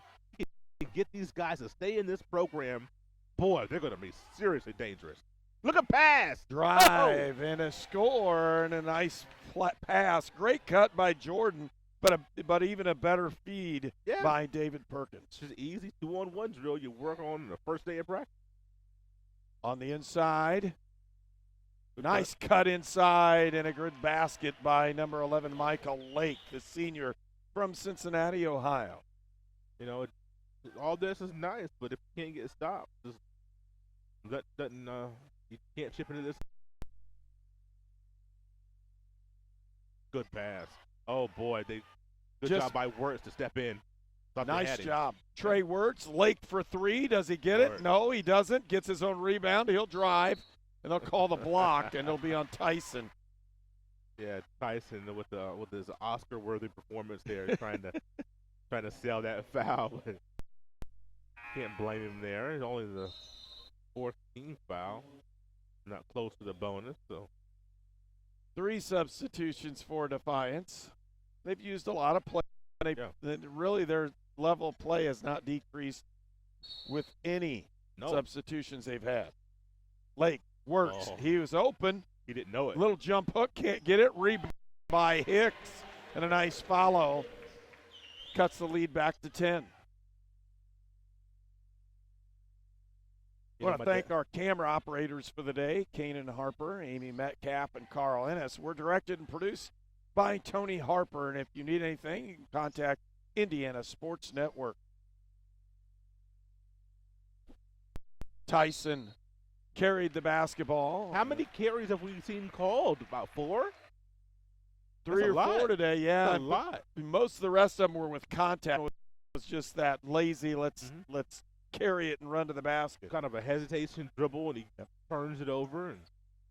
And McGee trying to use the screen. Feed inside. Basket good by Lake, and he'll go to the line. How about the timing on that play? You don't really talk about timing a whole lot in basketball, even though to run a good offense, you need timing. You just don't talk about it. But, man, as soon as McGee started his drive, Lake came from that weak side corner. Great timing, a great pass, and a great finish. And he gets to the free throw to lead to 7. Rose-Hulman is just continually staying around. They're not getting – I mean, there's no other length of the lead. And with that, Coach Cutter is going out, and he'll talk about it. We will too. It's 67-60. More basketball here on Indiana Sports Network. It could be anyone. The star student, the all-state athlete. I never thought it could happen to me, that I could lose everything.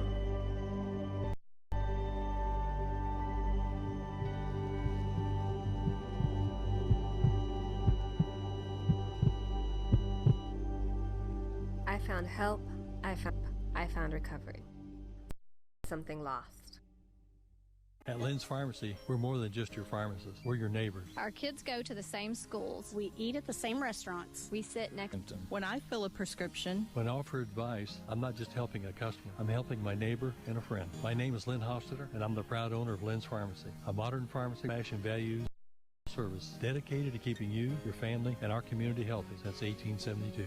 Here at Lynn's Pharmacy, downtown Brazil. You're watching Rose-Hulman men's basketball on the Indiana Sports Network. Defiance College with a 7-point lead, and they called timeout to see if they can talk about it and quit turning the ball over. Some wide open looks, because that's what they were doing right there. Tyson with it. He'll try to drive, turn the corner. He'll get fouled by Trey Wirtz. Man, that's a tough one because he, in fact, if you can get that contact and the referee calls the foul, good on you. But, man, he had nowhere to go, and he was hemmed in. That's why I just said, man, it's a tough call to give right there. Sean Tyson puts the first one in. I mean, what can your big guy do? I mean, it really technically didn't do anything wrong, which is wrong place at the wrong time, but you had to be there to provide the ball. That's tough. And Tyson, again, another more guard for Defiance. Misses the second one. Tyson, definitely a guy that was on the roster and doing big things last year.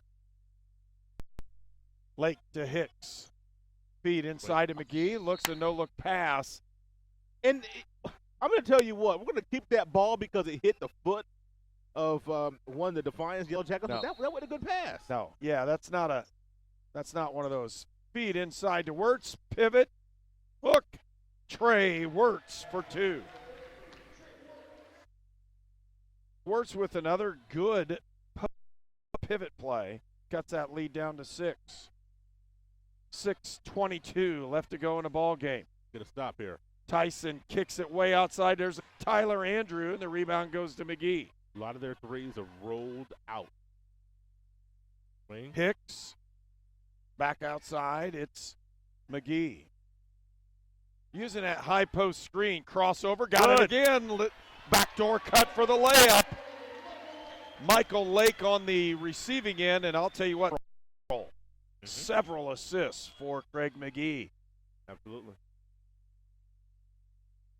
With the drive, almost got it again, and they're going to call the that's a bad again. Call. I'm going to tell you, there's a bad there, and I love the fact that it's going the other way, but Coach Cutter should be upset because Sean Tyson stopped those momentum, and he had the ball in hands, and then he barely touched Michael Lake. Craig McGee.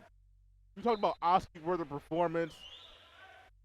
It's going the other way as well now. I'm going to say he had a great Oscar-worthy performance because that was not a charge. I'm sorry.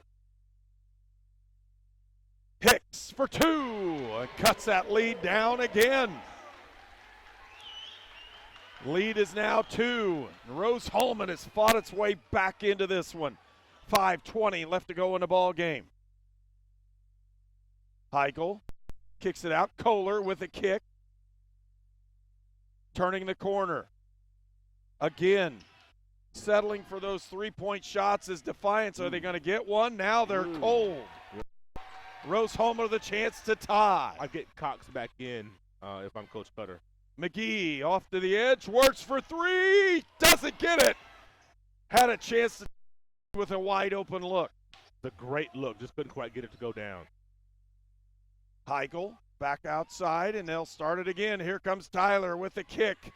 Heigl open for three, did it again, and that bus ride and threes in the ball game are very difficult. Yep. What did you say? Bus ride. You take a bus ride and then you try to shoot threes. Okay, you can't do it. I got you. Your legs go dead in the fourth period, and then we're not in the fourth period, but second half right at the end. It's tough. Feed inside the leg, puts it up and in. Score is tied. Michael Lake with this in the second half resurgence. A lot of cuts, a lot of back doors. Coach Cutter for a timeout. And a tie score here from Holbert Arena. Rose-Hulman and Defiance. We'll be back for more right after this. At Lynn's, we're more than just your pharmacist. We're your neighbors. Our kids go to the same schools. We eat at the same restaurants. We sit next to you in church. When I listen to a symptom. When I fill a prescription. When I offer advice, I'm not a customer. I'm helping my neighbor and a friend. My name is Lynn Hofstadter, and I'm the proud owner of Lynn's Pharmacy, a modern pharmacy with old-fashioned values and personal service dedicated to keeping you, your family, and our community healthy since 1872. Here at Lynn's Pharmacy, downtown Brazil.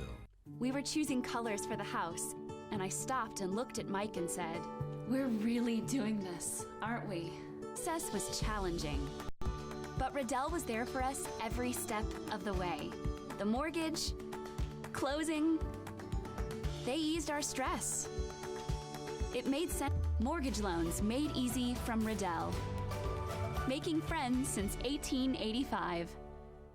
You're watching Rose-Hulman men's basketball on the Indiana Sports Network. And Defiance calls timeout. Score is tied, 68 all. Rose-Hulman has come back, 13-point deficit and 1 point in this ball game. And now you're going to see somebody come into the ball game that we haven't seen. He's only played about 2 minutes here in the second half. The leading scorer for Defiance is McCock, and they've sat him on the bench for almost 10 minutes. Yeah, it's kind of a head scratcher there. It's been maybe he slipped in and I didn't see him, but he's been on the bench for quite a while, getting a nice long break. He's alternating with Andrew. In this case, Scott Cutter called timeout, stuck him in the ball game, and he's going to play in that post and do the backdoor cuts.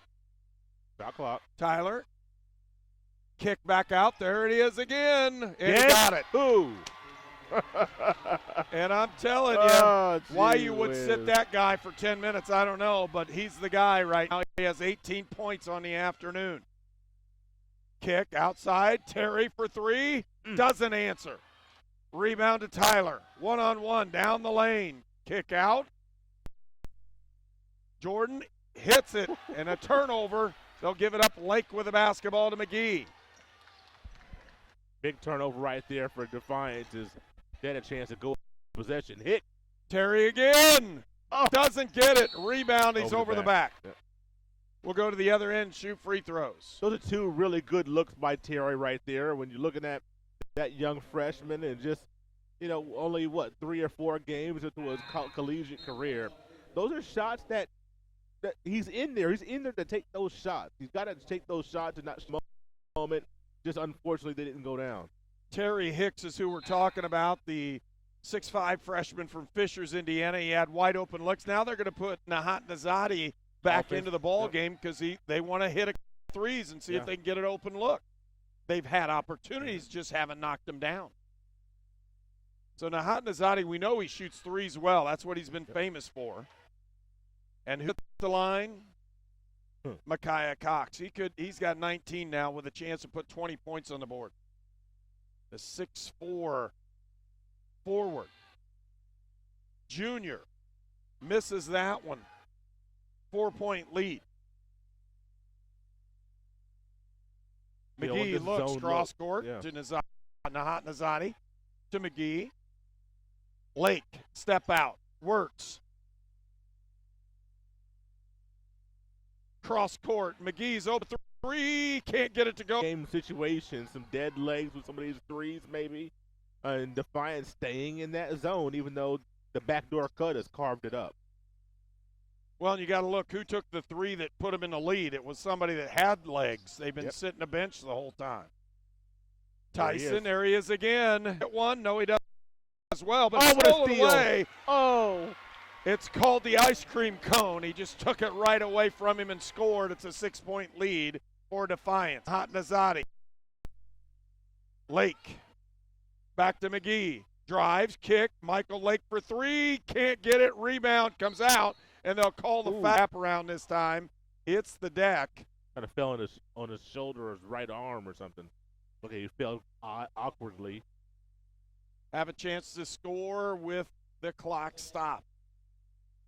A 6-point lead.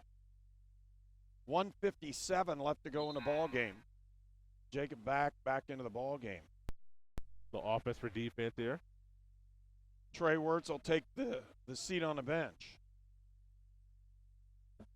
Really been impressed with how Rose-Hulman has fought back.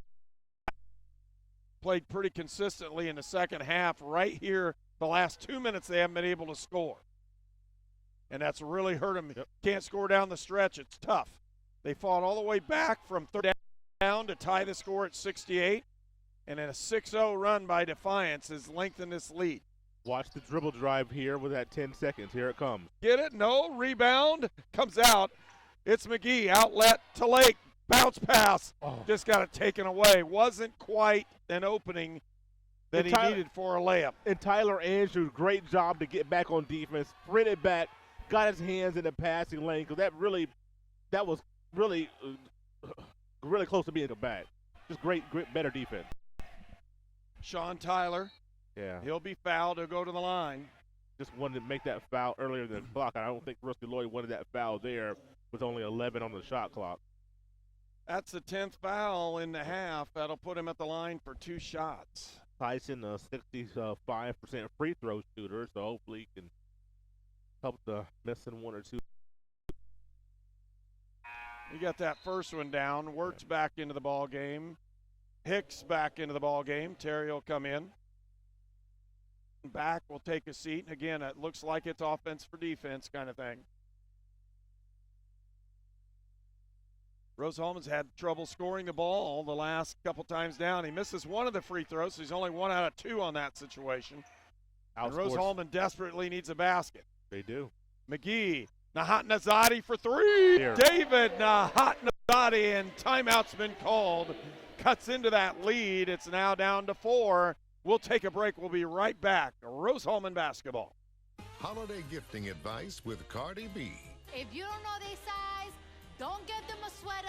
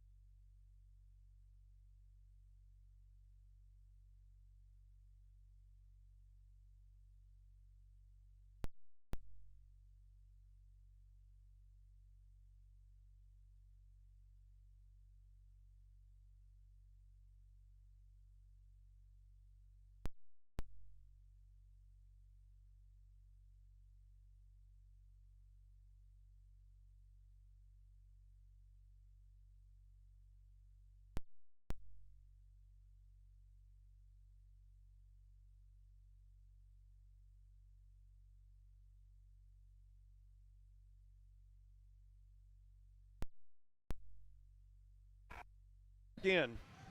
Hits the first one. 76-71 is the score. A 5-point lead for Defiance. 76-71. 48 seconds left to go as Rose-Hulman pressured the ball and picked up the foul. He gets both of them down. And that's big. Last few possessions, they've only hit one. Power shutoff. We're down. Hicks with the layup. Cuts it to 5. Timeout, Rose-Hulman.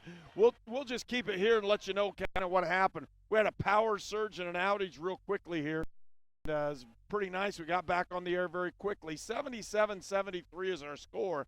4-point lead now for Defiance with 41 seconds left to go. Rose-Hulman has installed a full court pressure and really caused Defiance a little bit of trouble. Picked up a very quick foul in the front court for Defiance. And again, 2 crucial free throws were made by number 21, Avante Jones. He came in on the season only 1 out of 2 from the foul line, but that time he put both of them in. Ball's inbound into the back court. Tough one. Almost stolen away, and it was, but they're going to call a foul on Craig McGee. They got on him back. Yeah, they got McGee. You're right. They got Craig on the foul. Yeah, I think that was the appropriate call. It was a lot of body there as the Rose-Hulman bench didn't like that, and fans didn't either. And I didn't either. It was appropriate. Heading to the line for Defiance, number 33, Tyler Andrew. 2 shots, gets the first one. Leads at 5. Nahat Nazadi into the ball game, and David's hit 1 3 already late in the ball game.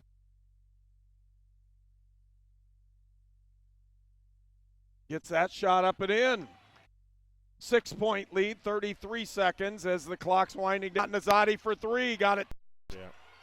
That's what you get when you're just a little bit short and you got a 6'8" guy running at you. Makes it difficult. Foul immediately. 27.8 left to go in the ball game. 79-73. Now you hit free throws and pretty academic at this point with you being double bonus the whole way and for the rest of the way. And stepping the line, David Perkins puts the first one in. He'll have the second opportunity. You can see the score there, 80-73 at 7 points. Make it 8. Rose-Hulman's had their chance one down. McGee with the ball.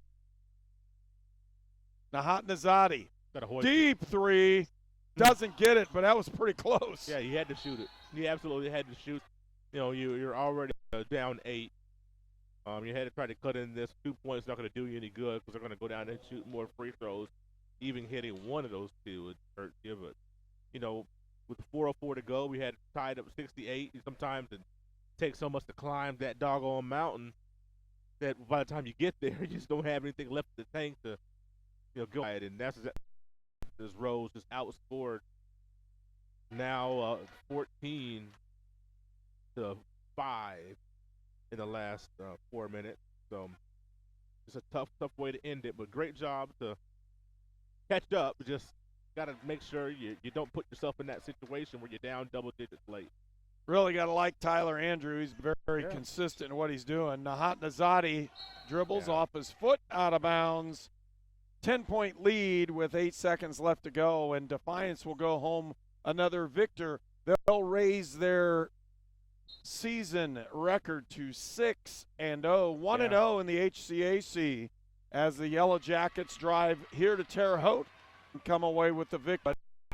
I'll tell you what, the Rose-Hulman Fighting Engineers really fought back in this one, had an opportunity, and just could not get over that hump as they tied the score at 68 and just weren't able to keep up with the hot shooting Defiance Yellow Jackets.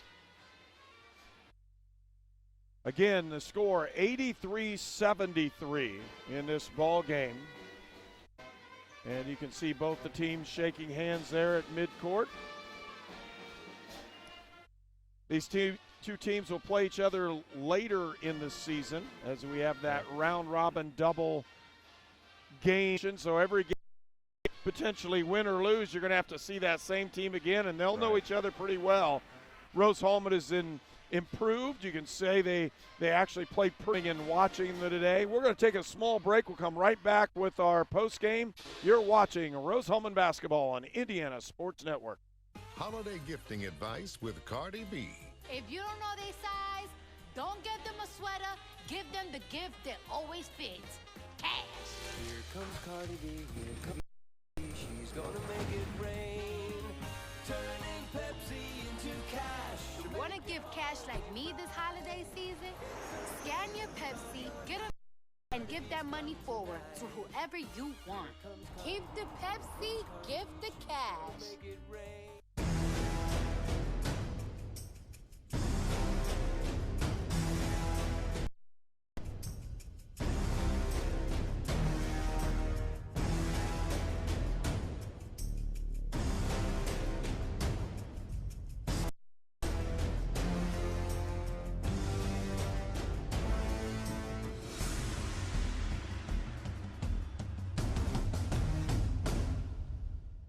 You're watching Rose-Hulman men's basketball on the Indiana Sports Network. And welcome back to Hulbert Arena. Again, Rose-Hulman goes down by 10, 73. And if you're looking at this one, again, good climb back by Rose-Hulman. They just couldn't, like you said, get over the hump on this one and get things taken care of. Defiance, Micaiah Cox with a tremendous ball game, 19 points. And we didn't see a lot of him in the second half, and that's when Rose-Hulman made their run. Right. And why he wasn't on the floor that during some of that time, and obviously young man's got to get a break and things of that nature, but Rose-Hulman took advantage of the matchup situation just on the floor with right around 4 minutes or so to go. Then things changed, and Defiance was able to put the game away. Scoring-wise for Defiance, Sean Tyson with 17, Tyler Andrew with 17, Avante Jones 11, Jack Kolar, the freshman, had 9, Perkins with 5, Jordan with 5, and for Rose-Hulman, 16 points. Trey Wirtz 13, Michael Lake with 9, Terry Hicks 9, Sahat Nazadi came off the bench, and David had 6 points on 2 of 7 from three-point range. Eli Combs with 6, Jacob Back 5, John Zarnecki with 5, Zach Jackson, the freshman, with 2, Zach Callahan with 2, and if you're looking Max Chaplin didn't play and didn't score, but for Rose-Hulman, again, they fought back. They got all the way to 68 all, and they just had some problems. They did, and that was just, defensively, just trying to guard Defiance. Defiance scores 82 points a game. They hit that mark. I talked about the three-point shooting. They fell back to 33%. That's what they shoot normally, but just, boy, when you can't get the stop that you need in crunch time, and that's what made Rose have to change their game plan. They don't want to shoot 33s in a basketball game. That's not their identity. That's not really who they are, in my estimation. So, but when you fall down 10 early in the half and then are down 10 to 12, 15 in the second half, you got to kind of get out of your game plan a little bit. And good job by Defiance forcing Rose-Hulman's hands. Good job by Rose to fight back, but, man, it's just tough in this conference to fight back from a double-digit lead in the last 7 minutes or so. You're asking for a lot. They fought hard, just couldn't quite get it done. Next action for is next Saturday. They'll be at Bluffton for a game that starts at 3 p.m. Then they will come and return to the Hulbert Arena here with Wabash on Monday the 16th. On January the 4th, they'll play against Hanover at home, and on Wednesday, January the 8th, they'll play Earlham, all of those at home. So one road game and then 3 straight home games for Rose-Hulman. We've appreciated you joining with us, and we hope you have a great weekend. You've been watching Rose-Hulman basketball. You're watching Rose-Hulman men's basketball on the Indiana Sports Network. This sports program is presented by authority of Wabash Valley Sports and may not be reproduced. The accounts and descriptions of this game may not be disseminated in any way without prior written consent of Wabash Valley Sports.